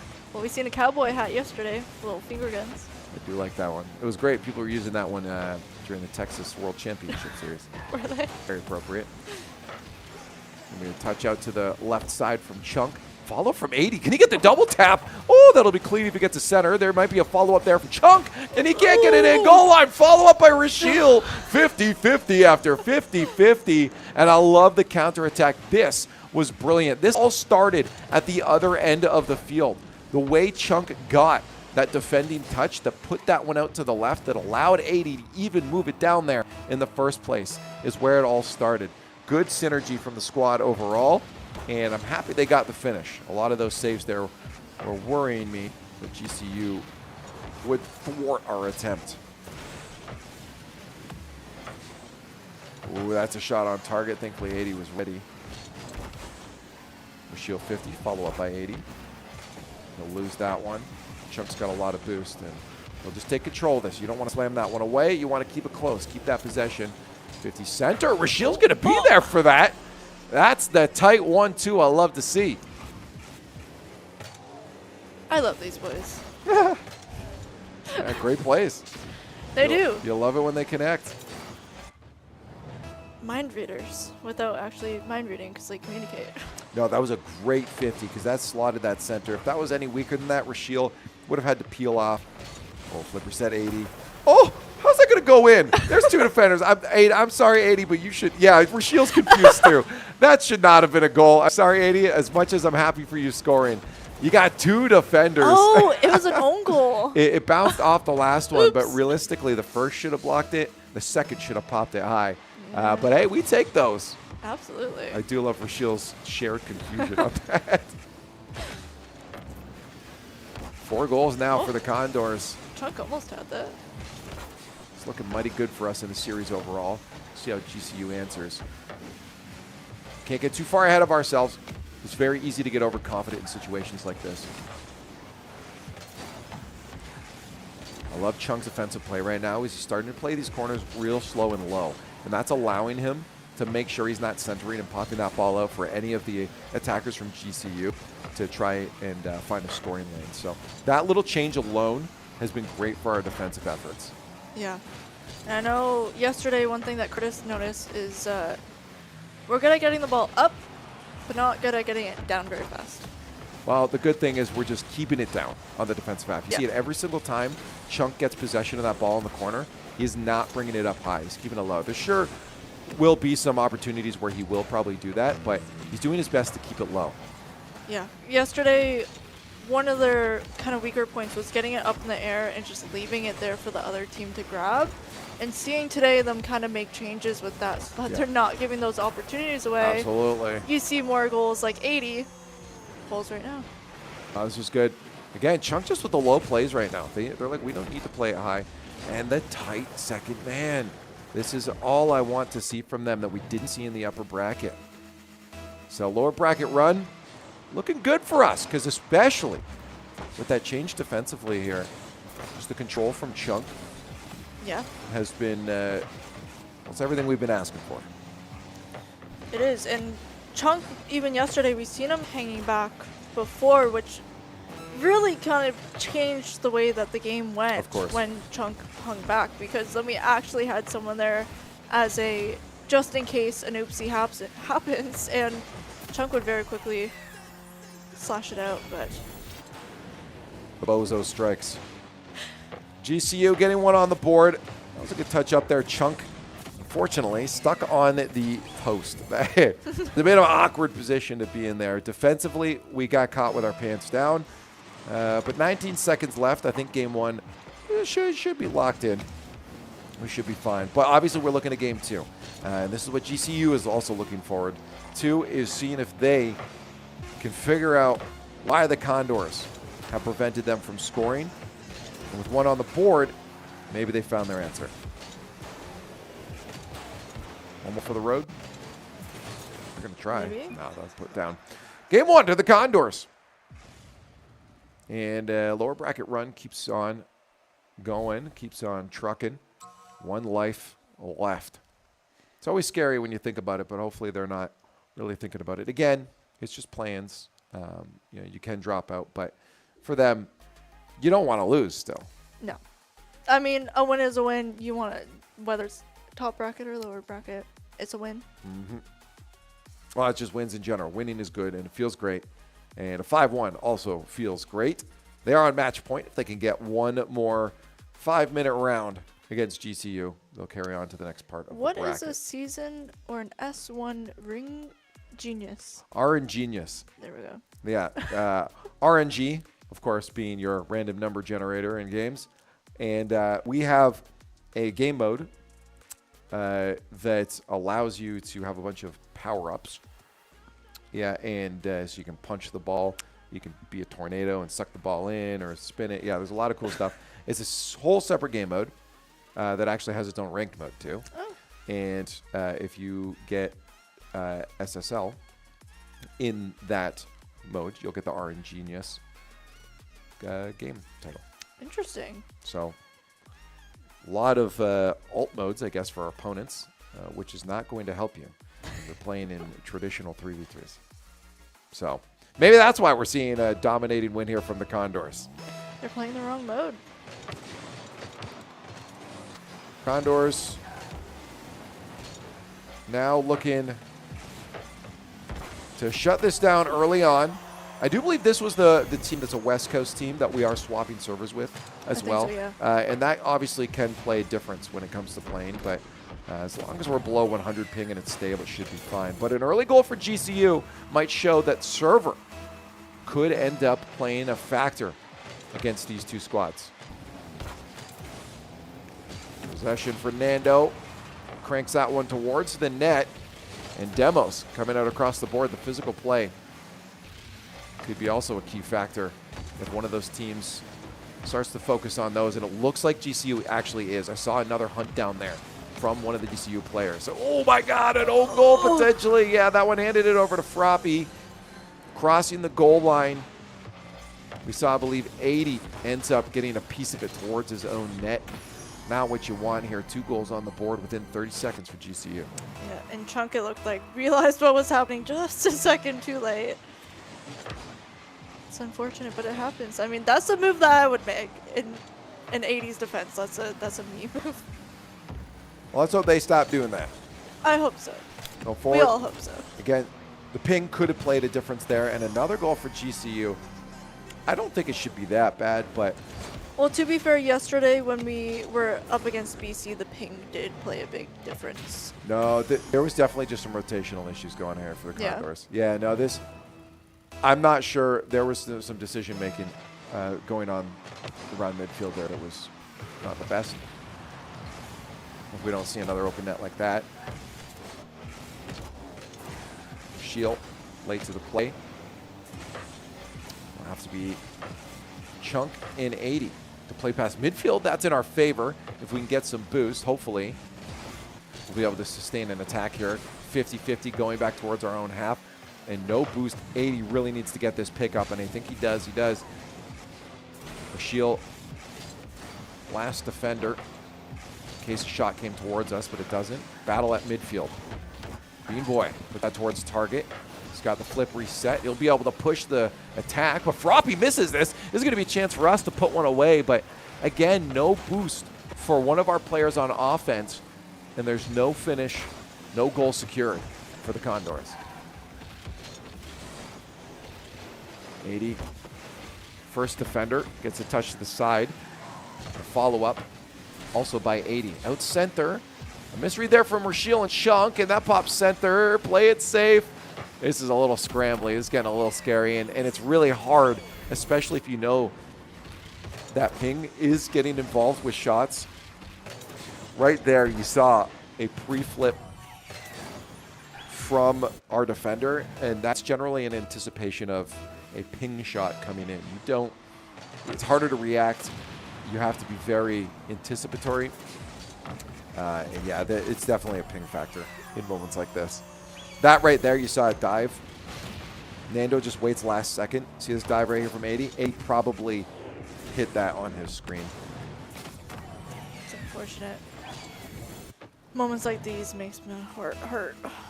Well, I mean, if ping is such a factor in this series, it comes back our end. It does. We should be good. Whoever decided to start with us first Thank you. knew what they were doing. I think generally it's a rock, paper, scissors, or a higher seed. Maybe. Not sure how they decided in this tournament either way. It doesn't matter. We got it. Hopefully we're back again to our East Coast server. After this one, 2.5, I mean, it's still possible for us to get some goals back here. Just the 5-goal lead is very, very difficult. 6-goal lead is very, very difficult to pull back on. I think we're going to chalk this one up to a ping diff. And closer asks for a nap, and we'll come back in a minute. Go get food or something. Yeah, you want to take a step out? Go get walk dinner. away. We'll get something for the players as well. Yeah, I'll get 80 another Rice Krispie. There you go. Although Rashiel does have a cookie on his desk. Maybe I'll actually just go in there and ask for it. You're going to go take his cookie. I'll ask for a piece. That is, I don't know. I gave them stickers yesterday. These are our athletes. Yeah, and I gave them stickers. They need sustenance. Stickers do not give sustenance. Oh, they were very happy for those stickers, I hope you know. Okay, well, I'm sure they were. Ask Chunk, he'll show you the ones that he chose. I'd also be happy for a sticker, but I would also be upset if you came in and took my dinner from me. At least I just sticker for a cookie. I could be both. Finally, one on the board. 80, thank you. 80 heard that he was going to get a Rice Krispie. You do. The motivation is there. Yeah. The only thing I see this potential leading towards. There's a cookie. Oh, we got it on. We got the legendary cookie on screen. Oh, are these one of Herd's cookies? Herd does like the. Yes. Yes, he's often brought them in. Ooh. There was a couple bites out of that one from what I remember, so I think they're Came like slowly picking at it. Comes pre-bit. Pre-chewed cookies. With baby food. Oh, no. Yeah, the only worry I hear, we might get Brazil. Hopefully not. Just stop the Brazil, boys. Just stop the Brazil. That's all we can hope now. Still a minute. This is going to be an onslaught as well. If you get a boost, that'll be nice. All right, 80 can buy a lot of time here with that boost. Shield's still pretty low, though. Yeah, still a minute. It felt like that minute was right there, and it only just hit now. Stop the Brazil. That's all we're hoping for. Eat your cookie power up for the next one. We were asking for the Brazil not too long ago, and now we're very much begging for it not to happen. That looked like it was in. 30 seconds. They're doing a good job of holding. If anything, they know now if they ever get the lead, they can just do this. Yeah. Turtle up. No, don't do that. Yeah. Turtle up defensively when you have a lead is not always the best option. You don't need to play risky, but you definitely don't want to allow your opponents to be sitting on your half of the field too long taking shots at your net. Because one little demo or one little boost still can easily turn things around for you guys. There it is, the Brazil. F in the chat, boys. They have 11 seconds to fix it. It's true. They could just get scored on. Just don't take the kickoff. That's true. And let it roll in. I'm really hoping, again, that's just a ping thing. It just didn't drastically fall apart. I'm thinking that's what it is. A lot of the interactions did look as if they were just a little bit behind on the ping. They got used to it here, which is potentially a problem going into the next one because now they're used to having to jump early or play some of these 50s early. Game one, Brazil against us.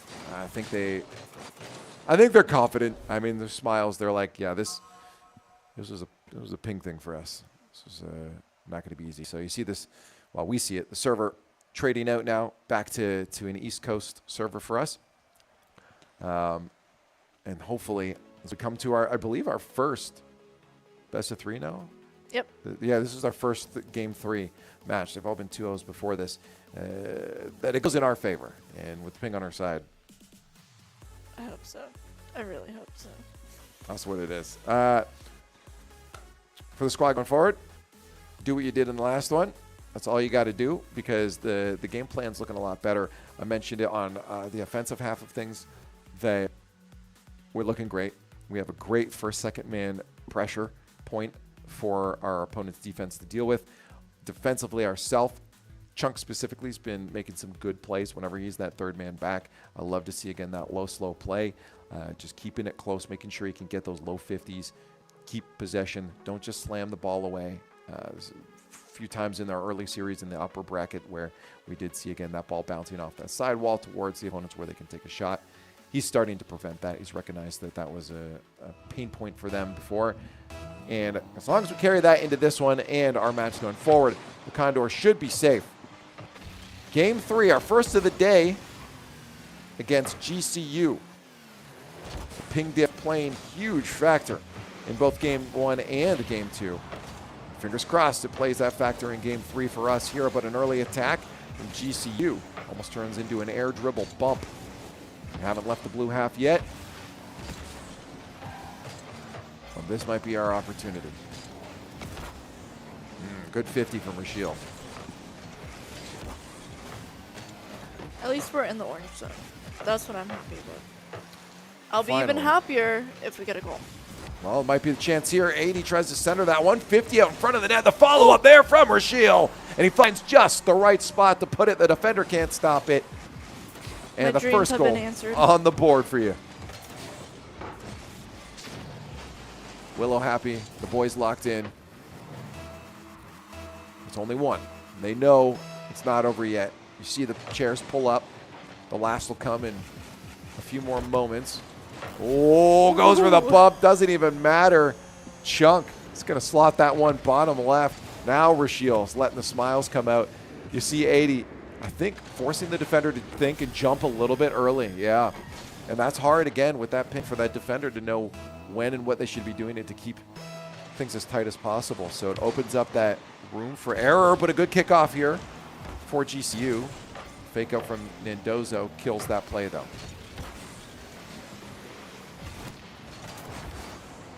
Chunk going for some demos. This might be the play for them going forward. Demos are going to be really hard for GCU to avoid with the ping. Oh, they're trying to go for some themselves. We do see one of our defenders disappear from the board. Confusion. Mendoza cutting off Bean Boy. It's going to buy a lot of space for the Condors defense. Oh, good demo there. Unfortunately, they didn't have possession. And Rashiel's just walking this one himself down the other end.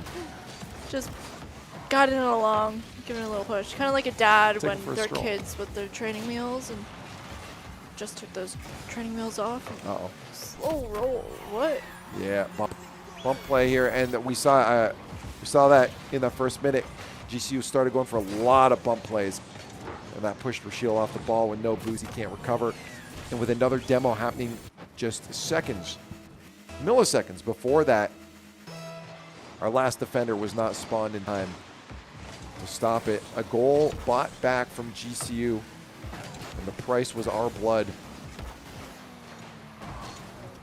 Up the ceiling, we'll see how this touch rolls out. 80s trying to win these 50s to a teammate out in the slot, but it manages to roll back our half of the field off the ceiling. A miss there from Rashiel. We generally would get those touches. That could be critical here. It's going to give a sustained effort for GCU. Bean Boy off the backboard, 50 down to a shooter. Froppy is going to try to slot that one through, but Rashiel holds the line. And another bump here on Rashiel, 80. Clears that one hard to buy some time for the squad.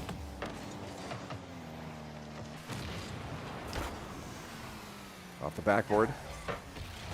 Chunk can play this one low. It's worked for him before, and a bump there is going to buy a chance for 80 to push that one towards the net. A miss, though, and this could be the end of our attack, especially because our boost is starting to run out a little bit.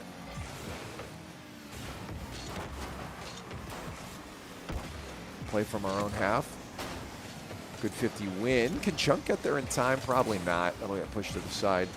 But a boost steal will buy him a little bit extra opportunity to stay on the ball. See if they can get this boost still here as well. And this is going to be a great chance if they could have, but they didn't. A bunch of fake outs here. 80 will have to make a goal line save. Floppy with the shot. 80 coming in, stealing that one away. Off the backboard, that's slotted down in front of the net. Unfortunately, no goal for us. Shield 50 to Chunk. Can he take the shot? No, he opts for the 50. Shield, backboard. Follow up, Chunk. Light touch, Beanboy makes the save. 50-50 out center. That's great for us, but Chunk has no boost. Can he get the corner or the side? No, and he misses it. We still have some now, but a bunch of flip-flopping going on around midfield here. Confusion, I think, sets into every single one of the players' minds. Play slowing down significantly. Only a 1-goal lead. Final minute of gameplay here. Condors and GCU all on match point, but the Condors taking the lead into game 3. They can hold on to this or get one more. They'll be able to move on in the lower bracket. Stay alive, knocking GCU out. Have to play it smart. 30 seconds. 80 playing it high here while GCU goes for more bumps. The flick. 80 stopped. Chunk. Hard clear. Boost steal did not come out. Rashiel will have to back out. This is not a good spot defensively, but a good cut there from Rashiel. Final 7 seconds on the board. Backboard. There's going to be a chance for them to shoot. 2 seconds left. And GCU managed to find the back of the net. Another demo from Beanboy opening up the lane. And 80 also taking a bit of physical play on the side of the net. And GCU, their physical play making a massive, massive difference in game number 3. Let's see if we can win the game of keepy uppy though. Ooh, backboard. Where's the follow-up? Goes wide. Chunk to the far side. And that ball will touch the ground. Overtime in game 3. It all comes down, Willow, to golden goal.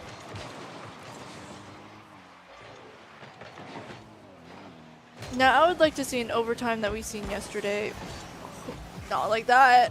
But yesterday we did have a very quick overtime at one point with, I think, Rashiel stealing a goal in like 3 seconds. Now, obviously, it's not going to be 3 seconds. But if it can be like 45, I'll take it. Well, we're already at the 30-second mark. 80 slots one towards the net. But no pressure there. It means no follow-up for our squad. And now an attacker out of the way. That 50 has to be very much in our favor. At least Rashiel got a decent touch on it.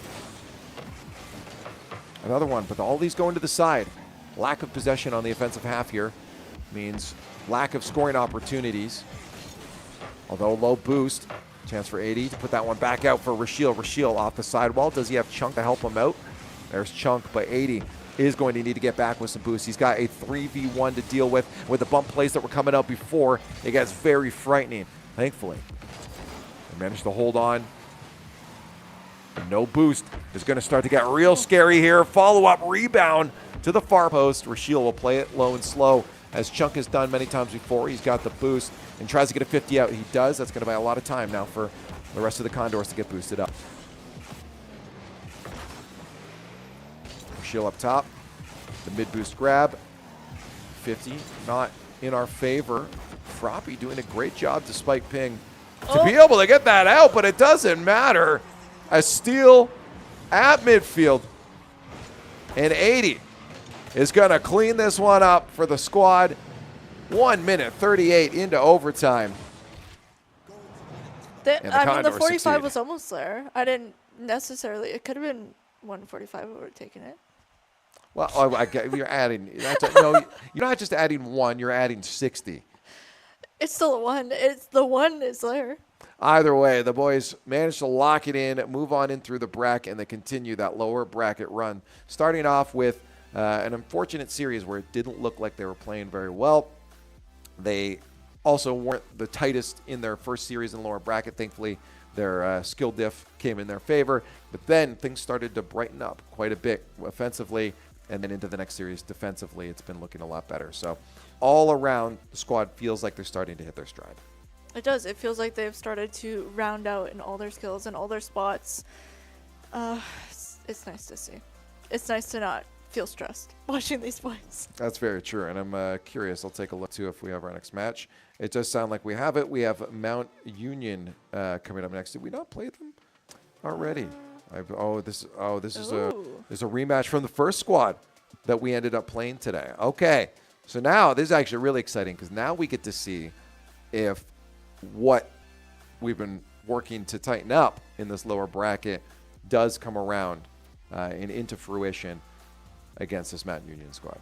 I hope so. I hope we just steamroll them in a very Maybe. polite Canadian way. I'm curious if this is also a best of 5 or a best of 3, because that very much come in our favor too. If it's a best of 5 and we have a rough early start, you still have that a little bit of a longer chance to get into the flow of it. But I do genuinely think this Mount Union squad is going to come in with a bit of a surprise on their hands from us, because they definitely are probably going to expect how we were playing for, maybe come in a little overconfident and get shocked. And they just went from, what, top to bottom?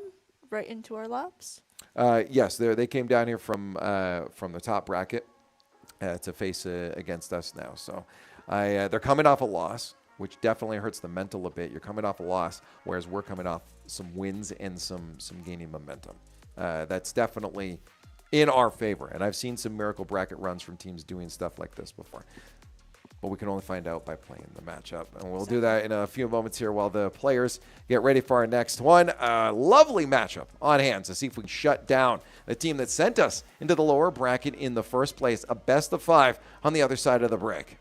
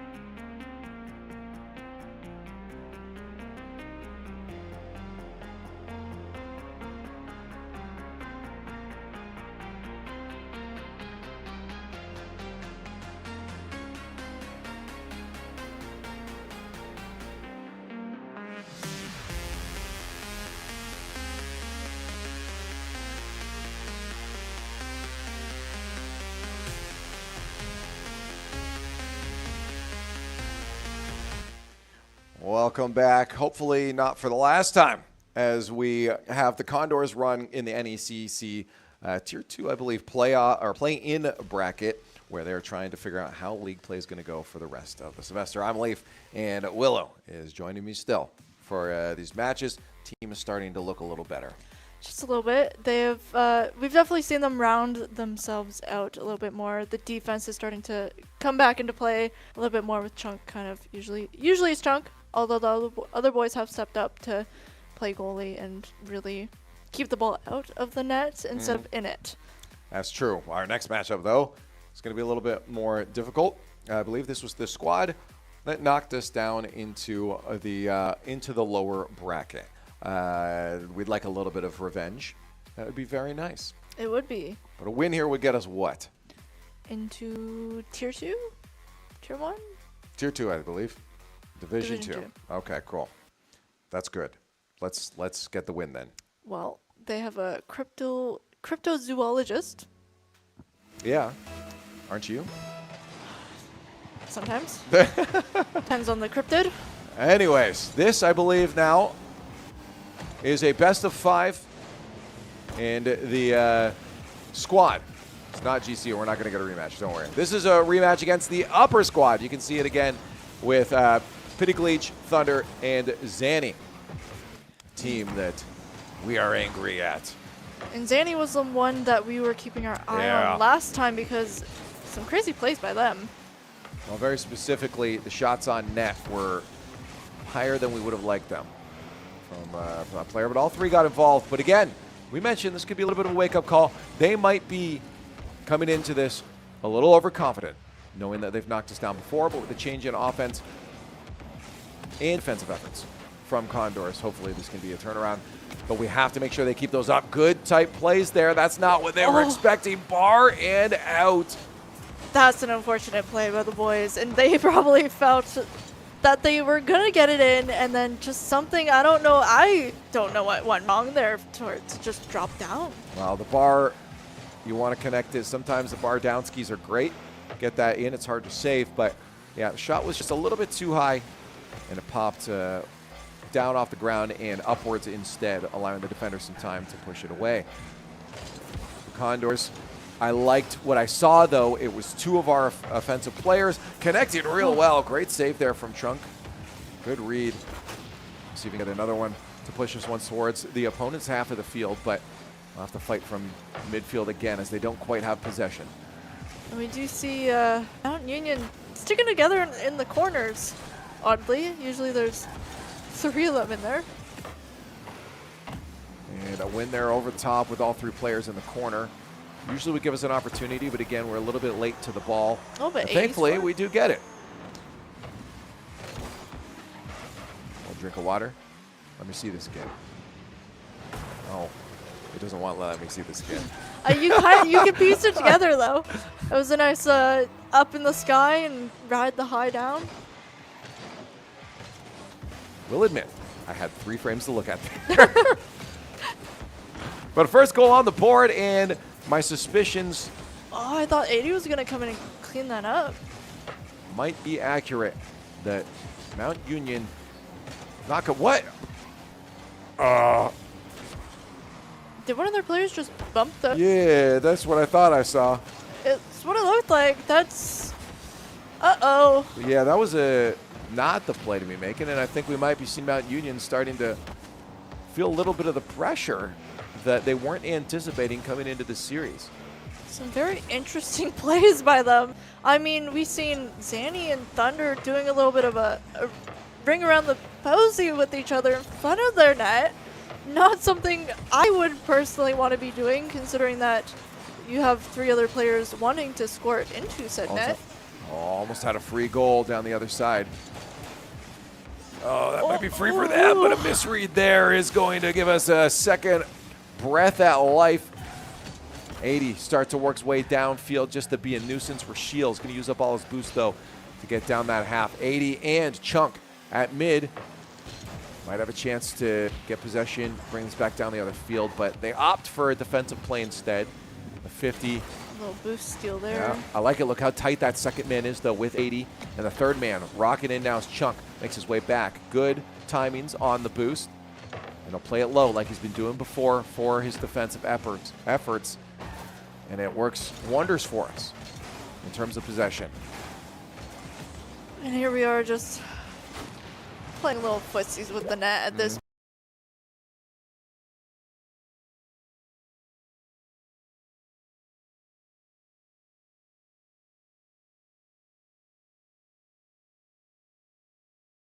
For us, or for them, against us in our series earlier today.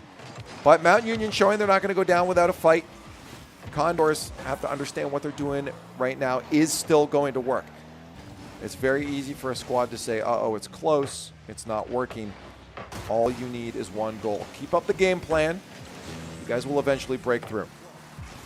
Hopefully they crack that surface. Kind of like, I don't know. I was going to say opening one of those like sarcophagus, but I don't think that's... Yeah, I don't think Mount Union's dead yet. It'd be nice if they were. We're hoping to put them in the dirt. Put them in the gurn. Give them a little Viking send-off, I guess. Yeah, that was not a 50 that we wanted to happen there. Yeah, a little yikesies from the squad. 80 did not get a right piece of that. That's a classic Rocket League player mistake. When you get 50s like that, it's very easy for them to send flying back to your own end. You want to be getting the side of your car if you can, or just don't touch it at all, because at least the shot won't be going that fast.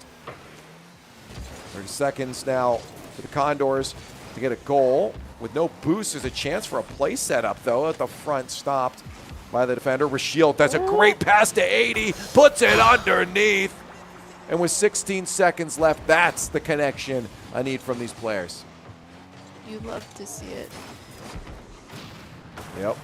Just got to sit on it sometimes. But the touch out there from Rashiel was exactly what you needed. It's so tempting as a player to crank that one off the backboard, go for a double tap, take the straight shot, try to do some solo work.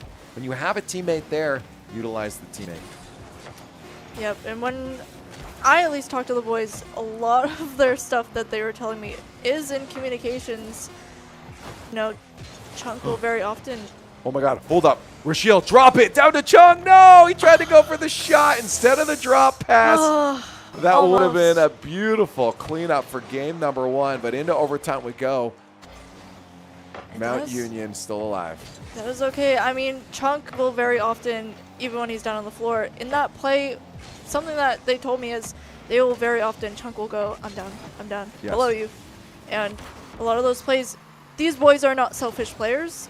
They will hear their teammates and they will, if the play goes to them, they'll give to them. Yeah, unfortunately, it was a straight shot from Rashiel, and while I bet you Chunk was calling I'm down there, the ball didn't make its way to him. Yep. The ball does not care about the calls. It cares about itself. Very selfish. Very rude ball. Not very Canadian of it. I don't think I've ever talked smack on the ball before. Hey, it's not playing nice to the boys, so therefore it deserves all the smack talk. Almost a decade of Rocket League, right? That may be a first. 1 minute passed into overtime. Great clear from Shield. They needed that to get some boost. 2 defenders forced up. 80 has a chance to slot it, takes the backboard instead. Shield's there just to keep them in the play, and he gets the boost grab as well. But a missed touch there forces Chunk up. 80's got a lot of boost for this defensive effort that's likely about to come, but they lose the 50 out front of the net. Stopped. Zanny was trying to score. Well, 80 no. Oh! 80 did come up and smack that, but it went right back to our side. Not the side we wanted on. Oh, Zanny solo play, tries to 50 it in. Clear down the other end. Recognizing the counter-attack, Mount Union had moved themselves back to defense quite quickly. I was worried about another potential bad 50 there from 80, but he opts not to touch it. Now, 2 minutes approaching on the clock. Just hoping we can get some touches, keep it on their side and away from our net. But our defense, like we mentioned, is a lot better than what it was when we first started. So we're able to see 80 very quickly push that back out into their side and kind of give a little bit of pressure to Mount Union. Yeah, Chunk had to play it smart as 80 is moving back for boost. Some corner work here from the Condors. What's 80 going to do? He's going to leave it. You wanted the boost instead. That may give him a better midfield hold, but it could also give the opportunity for Mount Union to push. No, they're low boost. That pop-up would have been very juicy if any of our guys had boost as well. Oh, 80 just flying past. Yeah, low boost plays are causing a lot of confusion for a lot of these players as they try to anticipate some of these touches. Zandy's going to have a great chance, though, to move that up there, but Condor's defensive effort still going good. 3 minutes now into overtime in game number 1. Shot on the board for Zanny. Chunk save on the board for him. Chunk has been making some really good plays. Even yesterday we seen them. This man knows his net, and he's not letting anything in. He will probably, honestly, I would not be surprised if he somehow sends his car into Chunks to protect this net. Shot there from 80. No, he's just trying to set that up off the backboard, but it's the lightest touch he possibly could. Oh, Rashil. Yeah, two defenders are there, though. Down towards the Condors end. A lot of back and forth now. Rashil up in the air for that one, and it's saved to the side. I think I just saw a double demolition as well. Yeah. It's going to put Condors on the back foot. Watch out for the air dribble. That's going towards our Chunk, net. I love you so much. What a save. Keeping us in it, and now Willow approaching the 4 minutes of overtime. Some crazy stuff we were seeing today. I think the longest overtime we had yesterday was 3 minutes, so we are really just playing a whole nother round essentially right now, because usually what, a round is 5 minutes and then overtime? There's a whole extra game of Rocket League. Some crazy stuff. It goes to show just how well 80 flip. everyone is playing right now and just not wanting to let this ball into their net. Ooh, off the ceiling. That's going to be a chance for the Condors to score. And 80 puts it away. Game 1, feeling like a grand finals tournament winner series. We still have a whole rest of the best of 5 to go. We do. We need what, three wins? 3 wins to move on to our next opponent. And the road gets harder from here on out. But what we were talking about was maybe that surprise factor. Yeah. I knew the squad was looking different into this.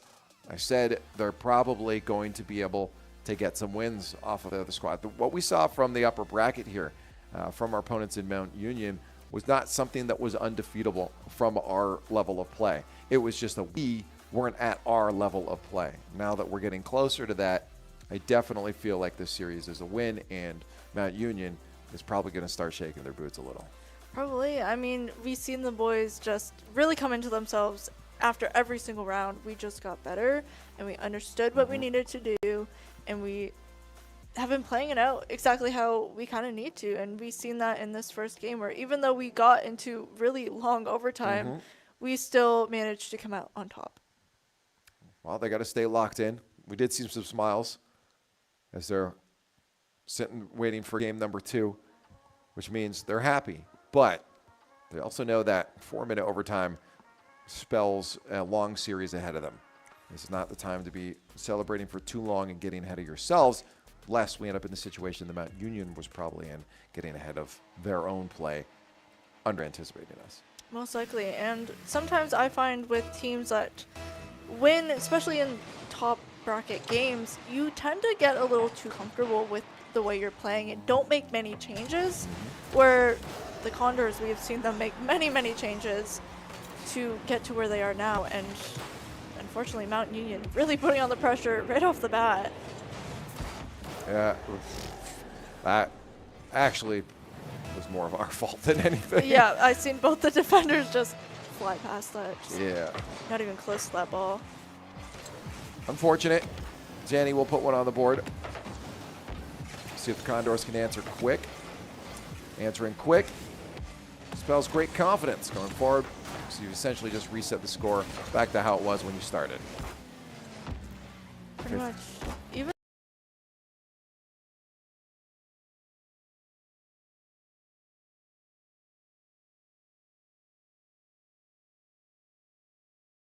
Mount Union is going to most likely be making a lot of changes to their play to counter what we've been presenting them so far. As we move down towards our own end, we're starting to look for a lot of those physical plays, which is what I like to see. That's something that worked against us in that ping diff match just previous to this in that best of 3 against WSU. Yeah, hopefully we see some more bumps and some demos from our boys. I mean, it changes the playing field. I mean, going 3v2 is not fun, but it definitely, for our boys, if it's a 3v2 for us, that gives us the advantage to try to get that ball in the net. It certainly does. But at now, no answer for the first goal. We're still doing our best to rock down the other end of the field. Thunder doing his best to stop those chances. And these hard clears might turn into a problem. Rashiel going for quite the play of his life here. Is Chunk going to be able to find the back of the net? No boost. He couldn't reconnect. And they'll have to go off the ceiling. Rashiel called off on that one, but it is going to force the Condors back into their own half here. 80. The solo play with no boost isn't probably going to get far. At least he does land there with a demo. Condors waiting to see what Gleege is going to do off the wall. Have to shut him down early as a passing play opportunity, but he just loses possession anyways. Rashiel upfield, no boost, and again, it seems to be the Condors struggling defensively. It is, and unfortunately, we see a lot of these boys running out of boost, so I don't know if Mount Union is coming by and just snatching it from them without them noticing. But it is unfortunate because there's so many plays that we could have with boost, but we don't have those boosts, so we lose them. From the net, Sandy's going to have Thunder with him. That's going to be just bottom corner and out. Great play from Mount Union connecting together on offense. Something I'd like to see from the Condors. But you see 2 defenders sitting way back right now. Although 80 does finally get the ball towards the net. Where's that follow-up? It's not there. Rashiel caught a little bit out. Chunk with low boost has to at least try to keep it in. Rashiel get into the play, but doesn't get a touch. 80 at least off the backboard. Chance. Demo on the goal line. Rashiel at least is going to keep the ball down in the orange half.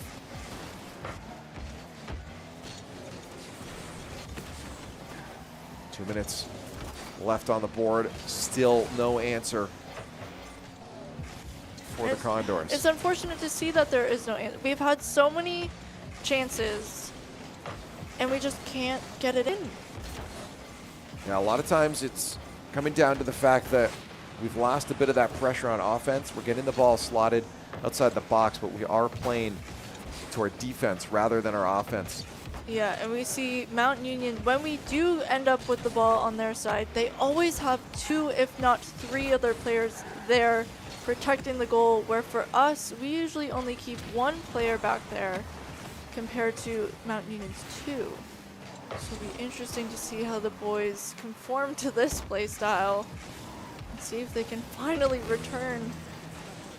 Waity do it to him, faking him out. Doesn't matter if you touch it or not. We are gonna take those. They're happy about this one. 80 trying to go just for a little dipsy-do. He touches it, and that throws off the defender just enough that the ball connects with the back of the net. That final minute of gameplay was upon us. If they didn't get that one, they would have had to start going for some more of the risky plays. But thankfully, that one's in. And the series yet again tied. Potential overtime looming. Potentially, and I mean, we've seen the overtime not too long ago, 4 almost 5 minutes of overtime, so hopefully we can steer clear of that. Yeah. Definitely kind of gives the boys a little bit more time for a breather. Glee almost getting it in our net, which was not fun, but the boys very quick to try to push it back out, but Mount Union really keeping the pressure on us, keeping us on the defense instead of the offense, which isn't what you want to see from these boys, because these boys do play better offensively than defensively. Oh! That was a massive mistake from Rashiel there, and fortunately, Mount Union do not capitalize. They cranked that one off the backboard. They had an open net. They'll be buddying themselves after that one. We'll see. If we go to another overtime, Chunk likely going to want to kill this one, as the defenders of the Condors, low boost, will want to go to a kickoff. 81st the ball on the kickoff, which is nice to see. Instantly pushing it. was instantly pushed over to their side, only to have it return to ours. Just need to get that pressure on them. Oh, we almost had an opportunity, but Pity Gleed shut it down. Where's Rashil going? He goes low. That 50 straight to Pity, but Zanny takes it away. Miscommunication coming from our opponents. Might give us a chance. Chunk, lots of boost. Plays for the low instead. 50 lands in the hands of Rashil as he plays that one high. Is he going to get support from the teammate, though? Not quite. Chunk at the back. Both Rashil and Chunk back at our net, which did not expect that, I'm not going to lie. Usually it's just Chunk back there, but Rashil coming in to support him. Try to keep this ball out of our side because, I mean, it's Rocket League. You don't want it on your side. Very true. That is very true. Oh, shot towards the net. And it's going to be a little hectic, but that ball flies out towards midfield. That's not good. That's going to be a shot. No. Definitely thought Pity could have cranked that one towards our net, but maybe worrying about a missed shot going into the hands of the Condors. Opts not to take it. 80 looking to push it back out. Rashil coming in, and it gets sent off to the corner. Like the ball normally ends up in the corner. This ball, not a big fan of it. He's still not a fan of it. Oh. Nope. We almost had an attack there from Mount Union. A lot of back and forth on these attacks. Counterattack after counterattack. Really would like to see Condors hold a bit of possession. You saw it handed away again at midfield there with the touch from 80 on the way out. But 80's up. Does he win? Not quite. 50 goes there instead. Corner, a little confusion. I'm wondering if Rashil's going for the boost. Very interesting tactics when it comes to the corners, where he just stops and let the ball bounce to, I guess, try to get proper control of it. Not sure what's going through Mountain Union's minds. Probably stress at this point. Most likely, and we've seen last round that the long game definitely played into our hands, so I wonder if the boys are gonna, as much as they want to, they will probably play the long game, because that's when Mount Union started to crumble a little bit, giving us those open spaces to make those goals. Oh, that's troublesome right now. Rashil can't miss that, but thankfully Zanny does as well.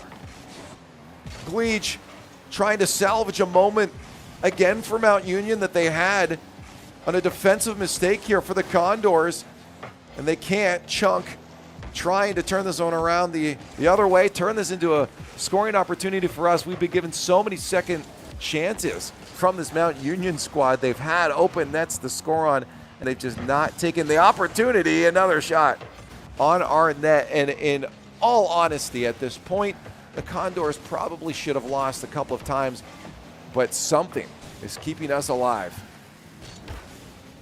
Must be that cookie that Hesh has. The Rocket Gods. Yeah. Well, it's still 1-1. 3.5 minutes of overtime.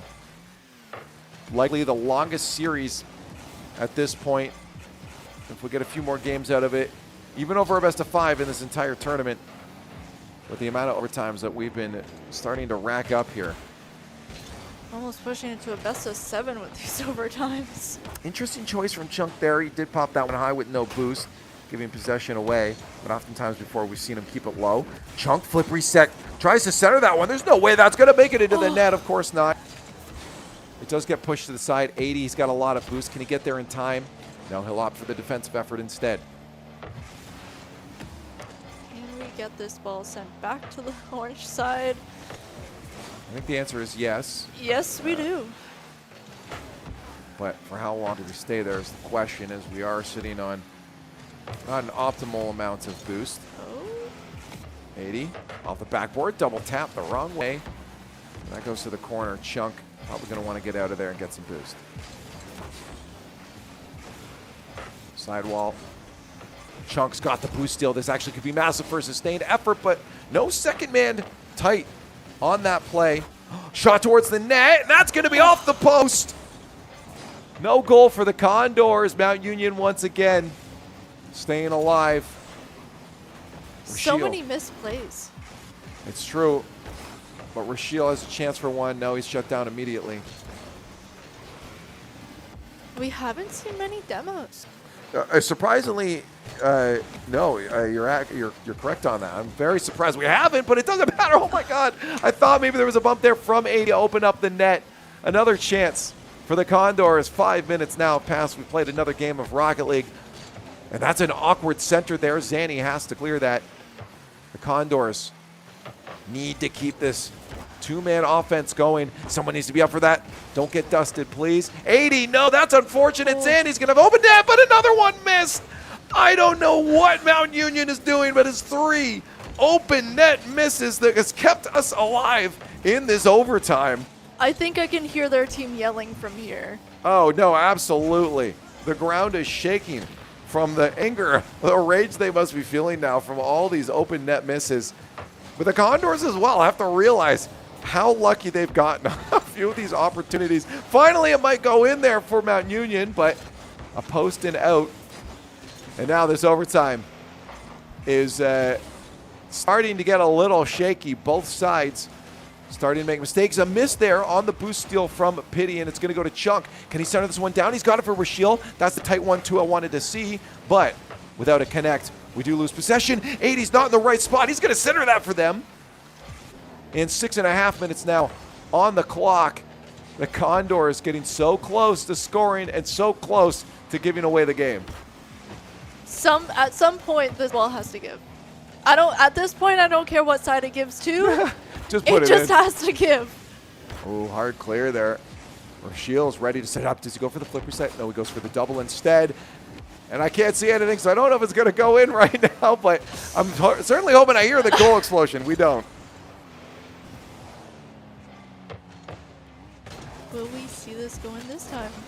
But nope. Nope. No, we won't. We will not. 7 minutes now, finally on the clock. It's an attack from Mount Union. No boost, though. As long as we win the 50s, we're good here. But a great play from Thunder. Buys a little bit of time. Can they get the boost steal? They do. That's unfortunate for us. An inside out from 80. He just wants it to the corner. But he's going to put himself out of play and out of boost as a result. Shield really needs to keep this close, but a misplay there. Somehow recovered. Is buying time. Demos on the board. And a misplay there from Mount Union. But look at the pressure. Not gone yet. Thankfully, Chunk and 80 have some boost.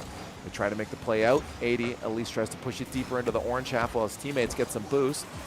It's on target, but 3 defenders, of course, will save it. Rashiel trying to get it lined up, but just doesn't get it where he wants it. And Mount Union just right there to shut it down. Ooh, that demo could have been massive there for Mount Union. A boost steal miss there from Chunk as well is going to hurt our chances on offense. 80 quick to catch it, throw it down, and hopefully try to get it back out, but unfortunately not. Yeah, there's a little bit of panic defensively here from the Condors. Thankfully, no capitalization from Mount Union. This is not a good spot for us. Demo on the goal line. Shot towards the net. Chunk keeps it out, but the follow-up's going to be there, and the post it out. No way, they did not just score that again. Mount Union, you are fired. Hand in your licenses right now. No more Rocket League for you. I am genuinely dumbfounded that we have not lost 8.5 minutes, 9 minutes approaching of overtime. And look at Coach is not doing well. Oh, no. I love the herd cam right now, please. Yes. Actually, I'm not going to lie. I think we need to keep that up at all times because this is exactly what we're feeling here in the casting booth. This is what anyone wanting the Condors to win is feeling. This is awkward. No, it's finally going to go in. That is 9 minutes and 10 seconds of overtime. 4 missed open nets by Mount Union. The Condors, a couple opportunities themselves. And it's still only 1-1 in the series. I feel like we just went 10 rounds. That is insane. I am lost for words. At Mount Union, we absolutely look at their shots. Yeah, we did not deserve to win that one. I'll be real with the boys. I'll say it to their faces too.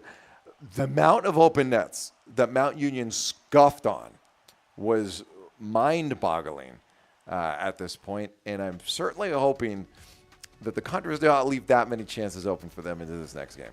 I hope not, but the Chunk, 10 saves. Oh, yeah. No, it was great. Again, as a defensive effort, we held on very strong. Very much. And one thing I did notice was as soon as someone came out of that net, there was a second boy coming in very quickly to keep it unopened, but there was just too much. It was a lot. It was a lot. And I don't want that to happen again because, well, actually, maybe it is good. So if we win this series, think about this. We come off of a win. Our opponents have been waiting for us for quite some time. They are going to be iced as all heck right now. They are going to be so cold coming into this next series because this is going so long. Yeah, this is, I don't even know. This is not even a warm-up. This is a marathon. Well, game 3 underway. In all technicality, this is probably, I think this is game 5. We're going by play time. But game 3, in terms of score, Mount Union and the Condors, toe-to-toe right now. And that's going to be a chance. Zanny shutting down Chunk. But I think overall we win this series. I hope so. I mean, we've seen amazing plays from both sides, but Mount Union fluffing them a little bit more than the Condors have been, and almost our first goal. Can we get an open net counter? Just collective for both teams. It's been insane. Again, overall, I think we can win this series. We just didn't deserve to win that last overtime. But overall, we can win this. We also just got to hit some of those opportunities in front of us. We also just have to hit them more. We've kind of started, not necessarily slacking off, but we've been a little nice to them. Well, there you got a demo right there. They heard. The coach heard. Yeah, Coach Hurd is actually going, I want to see more. I mean, potentially, the physical play is definitely going to help. It's something that Mount Union has been sporadically using against us. Yes. Not as intensely as our last series against WSU, but it's certainly there. Rashiel, can you put that one in off the backboard? Where's the follow-up shot? It's cleared away by the defender. Ooh, that's actually pretty good for us right now. The ball is kept in the box, but finally cleared away from Mount Union. Condors will retreat, get some boost, try to work their way back down the other end of the field. Chance up into the air. Chunk might be able to put that one away on target. Great read off the ceiling. Mount Union can't do nothing to stop us. A lot faster of a response this time compared to last time of getting that evening goal. The equalizer, yep. Now for the kickoff. Hopefully we win this. I'm just worried that this 1-1 now means another overtime. Pretty sure this is about the same time. Things were tied in the last series and then went to overtime again. I feel like, much like yesterday, this is a team where it feels like we are playing against ourselves in terms of just the way everyone plays is so similar that edging the other team out is slightly that much more harder. Oh, shot from Zanny. That's on target. It was saved though. Certainly was, but we're hurting for boost at this point. We only have one defender with enough boost. It's Chunk. And he accidentally pull shots that out towards the opponents. Watch out. Touch there. But it's not over yet. Oh, I thought someone may have been there to 50, 80, but he puts it towards the target at least. Chunk, no boost up to Rashiel. Rashiel centers that one down, and 80 still in the play. Tries to turn that into a scoring opportunity. Ooh, someone flying past trying to get that down for Chunk, but just missing it. Oh, that could help 80. Okay, let's see it. Chunk is ready for you. Chunk, are you in the air? Rashiel's in instead. Flip reset onto the target. Oh, just saved. 80's still there. Hopefully with enough boost, though, he should be able to help out in the next play. No, he opts to stay grounded. Rashiel will take it instead. Nice sidewall touch there, Chunk. Give us something beautiful. Out to 80, probably. There's off the backboard. Rashiel on the wrong side of the net, though. They won't get a third chance at a shot. Centered. Double tap. Rashiel, a target? Oh. Not quite. There's one too many close calls in this game. The offense is starting to look pretty good, though. There's a demo play we're looking for, clearing out one of the defenders on the goal line. They unfortunately recover, though, and manage to get themselves back down into our half. A miss there. That is not good. A post to the side. Somehow Rashiel saves it away. A lot of defensive mistakes there. Again, counting our lucky stars. Very much. These boys are getting very lucky. It is only a matter of time before this luck runs out for us. So unless we start refining these plays, we will see another goal on our net. And that's not what we want, but it'll happen if we don't change. Chunk tries to take it to the arrow, but doesn't have enough boost to confidently do so. 80 loses possession. Again, those first touches definitely need to be a little bit tighter. A lot of times the Condors have given the possession back away, lost control, which makes us lose chance of creating any kind of counterattack that's worth any threat. 18 seconds left. Making attempts, but none of these are landing. 10 seconds left. And again, Rocket Gods looking like they have another overtime in the script. Potentially not, though. Oh, are you kidding me? What a drop pass there. On the offense, we almost had a chance. And ladies and gentlemen, a third overtime in a row against Mount Union with the Condors is on the docket. Someone needs to get a goal. I don't want to see another 9-minute overtime. Well, someone will get a goal. It just might be after 9 minutes. I hope not. We're only 22 seconds into it now. Ladies and gentlemen, buckle up. If it's anything like the other series here, it might be long, but maybe not. Shot to the net, and Chunk locks it away, putting the Condors on match point and saving everyone from another 3 games of Rocket League in overtime. 30 seconds. Thank you. Love to see it. Chunk, the 5, I don't know what he was indicating there, but at least I know what the thumbs up means. Yeah, okay, let's get it going. Everyone slam your tables. We're hyped up. But yeah, that definitely a much better outcome for the overtime than the other ones we had so far. Very much. That is what we want to see, not only in overtime, but just in the game in general. I don't want to see that. I don't want to see another overtime game. I'm going to say that right now. I'll take the overtime game, but let's make it 1 second. Kickoff goal. Yeah. You talked earlier about them talking about kickoff strats. Yes, Rashiel yesterday was just, I don't know what happened, but like 3 times right off kickoff, it somehow bounced off an opponent straight into the net. And it was straight down center. There was no going off to the side. It was straight center net, in, done, 3 seconds. I'll take a couple more of those if we can get those early on, too. Just shut down Mount Union's potential for confidence if we get an early goal into this next game. But again, match point.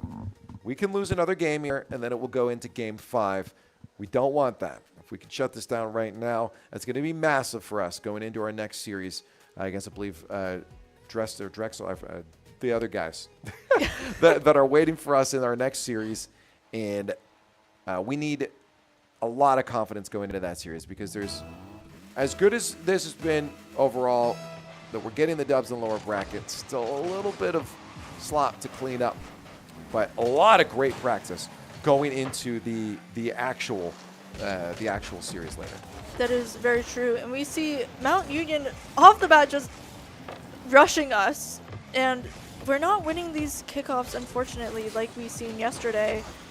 Hoping to see some more, at least even just pushing it to their side, opposing to going off to the side, middle line, or back on our end. So I'd like to see that, but I don't know whether we need more defense or more offense, but we just need to keep it out of our side. Well, the good thing is that if we win this, we're guaranteed Div 2 at the very least. Losing could be Div 3 or lower, and we're guessing there will be about 9 divisions. So this is a great win to get, regardless of how much further we go in the rest of the bracket.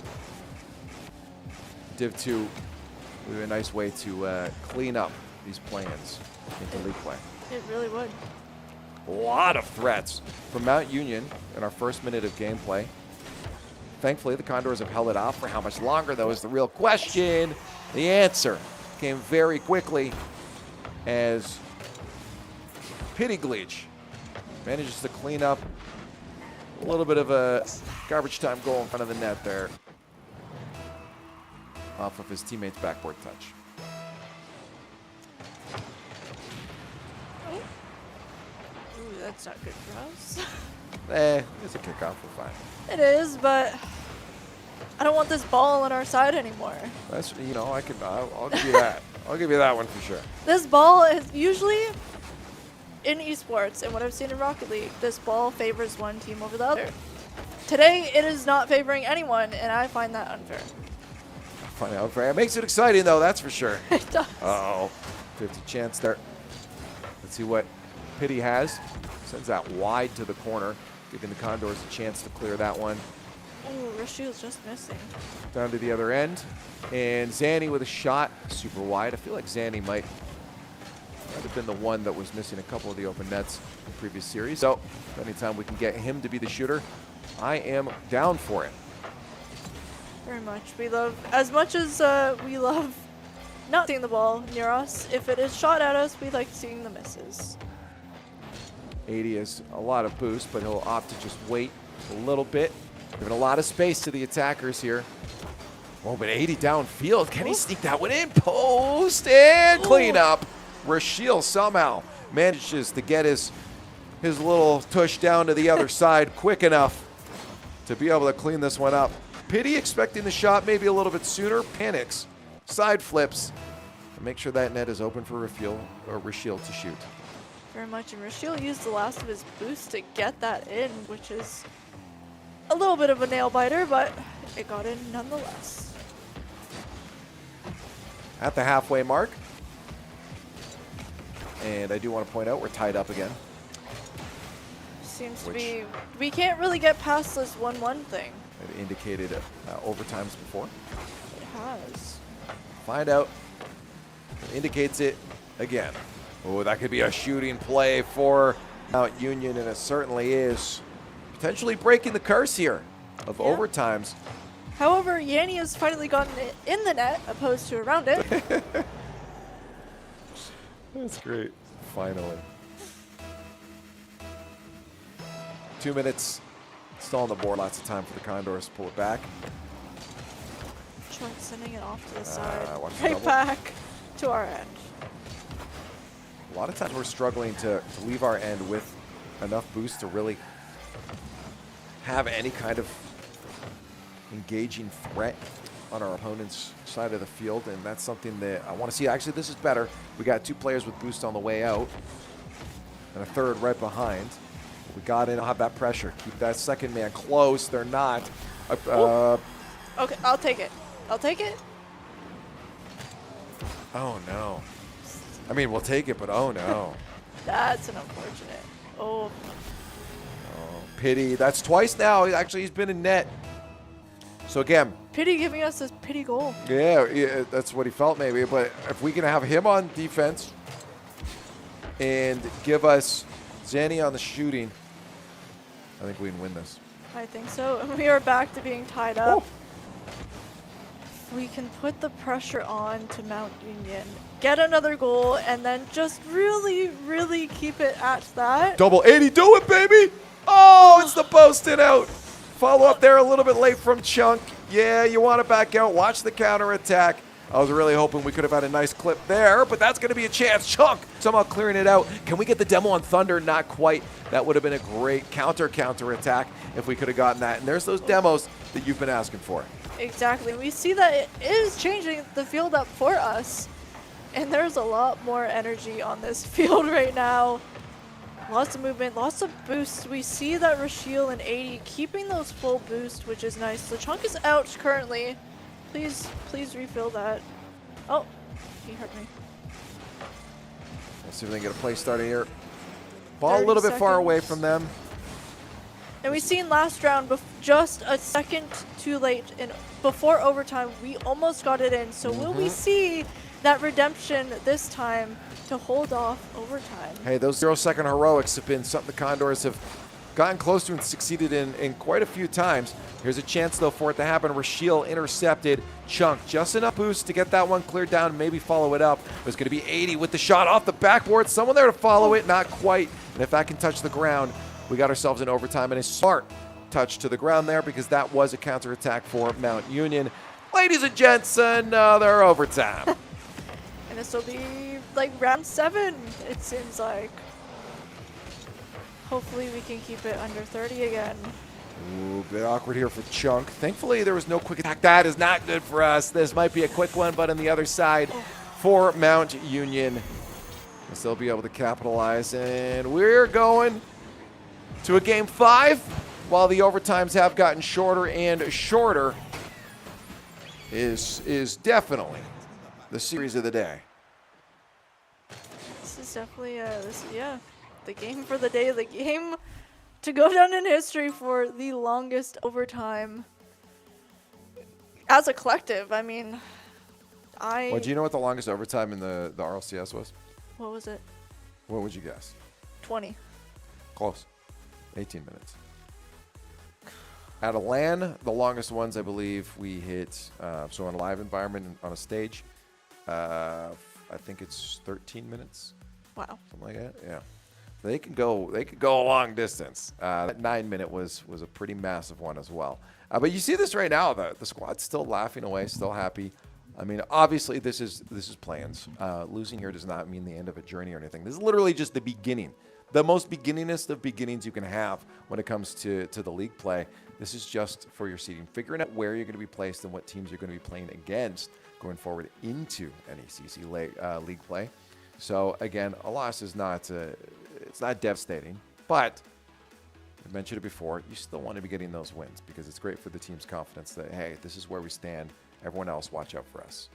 Exactly, and I mean, I know for us personally in all our esports, hearing another team that plays good, it's a terrifying thing. So for us to keep getting these wins and be that team that, you go to a coach and you go, hey, what about this team? And they go, yeah, this team's going to steamroll us. So hopefully Condors can do something. It's also the confidence in the other squads around you, seeing your colleagues winning. But all that matters right now to the Condors Rocket League squad is the game in front of them. And the game in front of them is a game 5. Mount Union giving us some trouble, giving us some extra games with overtime after overtime.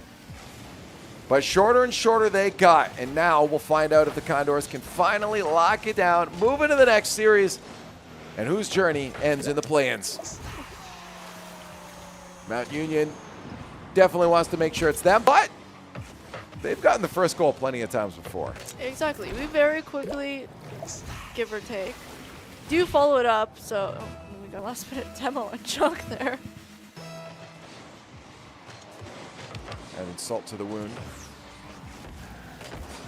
Kickoff towards the net. I don't think we have a follow-up. No. We don't. We did, but they were late. Mount Union, a whiff there actually could be crucial for the Condors to stay on offense. But they're going to go for a lot of physical play themselves. 80 again, another touch. Just going right back into the hands of Mount Union. If we can clean up again those first touches at midfield, that's going to be a lot more possession kept. It's going to stop probably a lot of our opponents from having a lot of that sustained midfield pressure. Yeah, and we see right off the bat they are putting that pressure onto Mount Union, but these handoffs to them is just our biggest downfall so far. It's just essentially giving them the ball instead of not. We did just give them the ball, and Zanny missed again. As long as we hand it to Zanny, I'll accept flat play. Oh, I got a banger going the other way towards our net. But defender Thunder is able to shut down counterattack attempt from us. What's Rashiel going to be doing here? He wants the boost. He wants to stay close, but the ball's a little too high for him. And 80 trying to make some magic happen while Rashiel gets some boost for himself. These boys have been putting the pressure on going into round 5. It's nice to see, but to put pressure on, you have to make plays, and we're not really doing that. Who is in net for Mount Union right now? Well, Thunder? Yanni? none of them, because they're going to be on our offensive half shooting. We're stuck on defense. Another bump. This physical play actually is starting to overwhelm the Condors. This is something they're going to need to take into their own consideration, because Thunder stopping the defender. We had that save if it wasn't for that bump. Exactly. And it is something that I do want to see them do more. I've seen them absolutely demo teams just for the fun of it, and they're now, I don't know why, playing nice. Hey, one on the board, 80 off the kickoff. We talked about wanting to see more off these kickoffs. Exactly. Well, there's one of them. Now I want to see more. It's one of those addictive things you see these Condors do. They just make these great plays. They make you love them. That is very true. Here at Conestoga College, we love the Condors. Exactly. But these plays, Chunk looks like sent it over to Mount Union, but the one issue we are having is getting it down to the ground to get these plays in, because as we see Mount Union, 2 defenders in net, which makes it very, very difficult to get the ball in. Shield. Almost had a play. Missed it. Yeah, almost had a play there. That would have been nice if he connected. That would have tied us up past the halfway mark. Still some physical play coming out. It's going to get scrappy, I imagine, in the last minute. If we get to that final minute of gameplay without getting another goal here, we're going to have to start diving on some high-risk plays that may leave our defensive half a little bit open, but hopefully can give us some tying goal, an answer back for that one we have yet to answer. Chance here, center that one, beautiful to Rashiel, puts it on target, but Thunder is going to be there. 80 to 2 defenders. Chunk does get that one center. 80 and Rashiel are both there. 80 has a chance to put on target, but both dive, and now Chunk needs to get out of there. He's getting bumped and pushed around. Thankfully, he does get back in time to at least stop that regardless of his sacrifice. Exactly, and we are seeing Mount Union doing the stuff that we want to see the Condors do.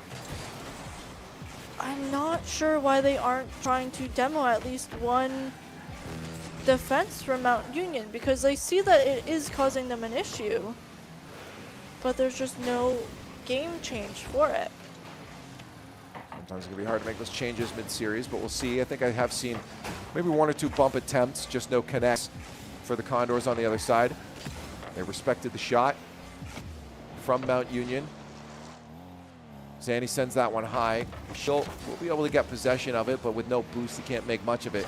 At least gets a 50 that goes far side, and Chunk is there looking for Rashiel off the sidewall. I'm assuming 80's going to play it safe. No, he didn't.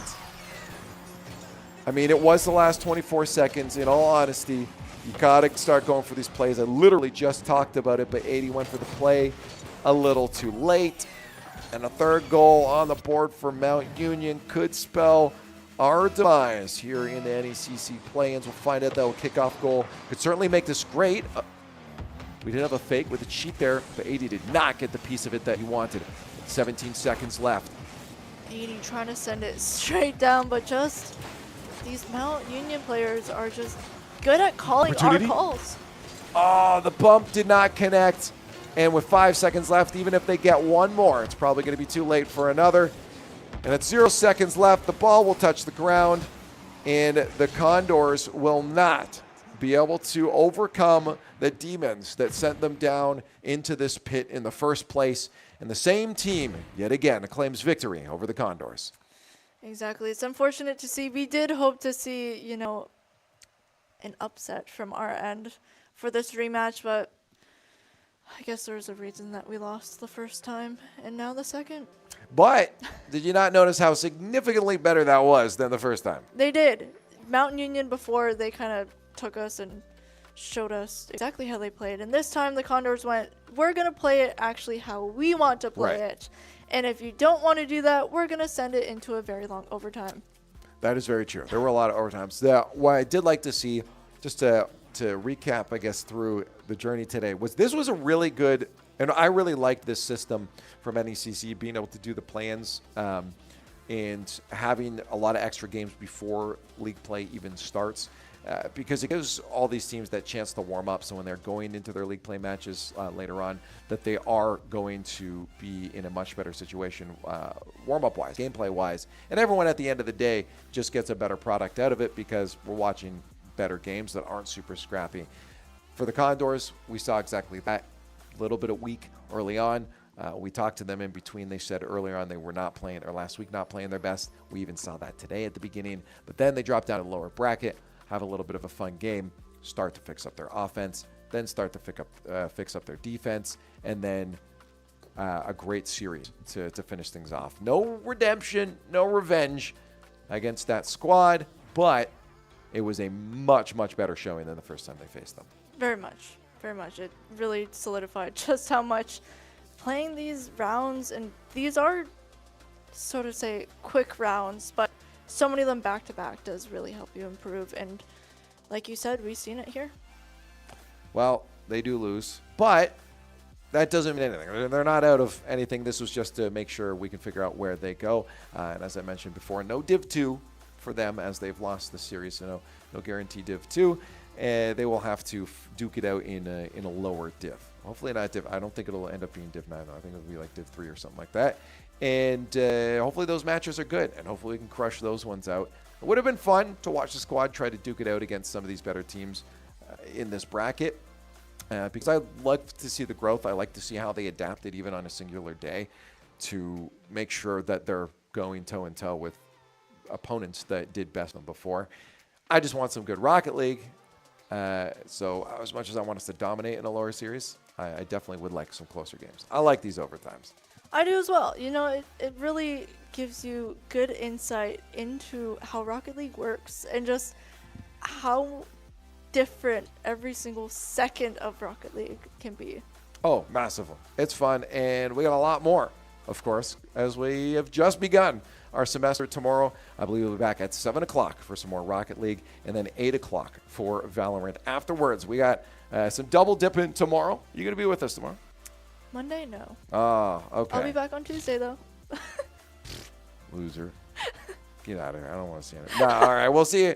We'll see you on Tuesday then, where we have a lot more games. Again, Monday through Thursday are generally scheduled times. Of course, today is a Sunday. Sometimes we got extra surprises, so make sure you're subscribed or following the channel, whatever platform you guys are watching on. Make sure you get those notifications. So if we do have surprise events like this, you're not going to be missing out on them. And of course, a shout out to all of our partners as well. Nike, I believe Sigma 6 as well for the Rocket League stuff, and CSI, so that we can do any of this in the first place. Well, thanks for joining. Thanks for having me. It was a blast. And again, tomorrow, Rocket League and Valorant. So please come back and we will see you then.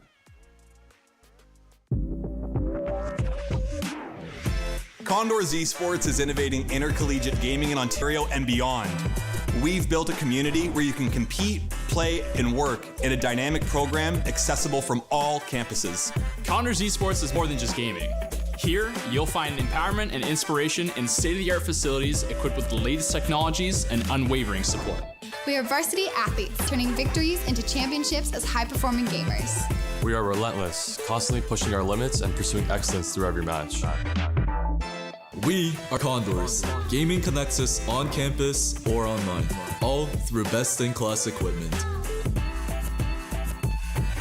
We're building a foundation of experience, powered by our passion, in developing skills that drive personal and professional success. We are eager students, transforming our dreams into careers in dynamic and emerging industries. Condors Esports goes beyond gaming, fostering enduring friendships, unforgettable experiences, and meaningful connections.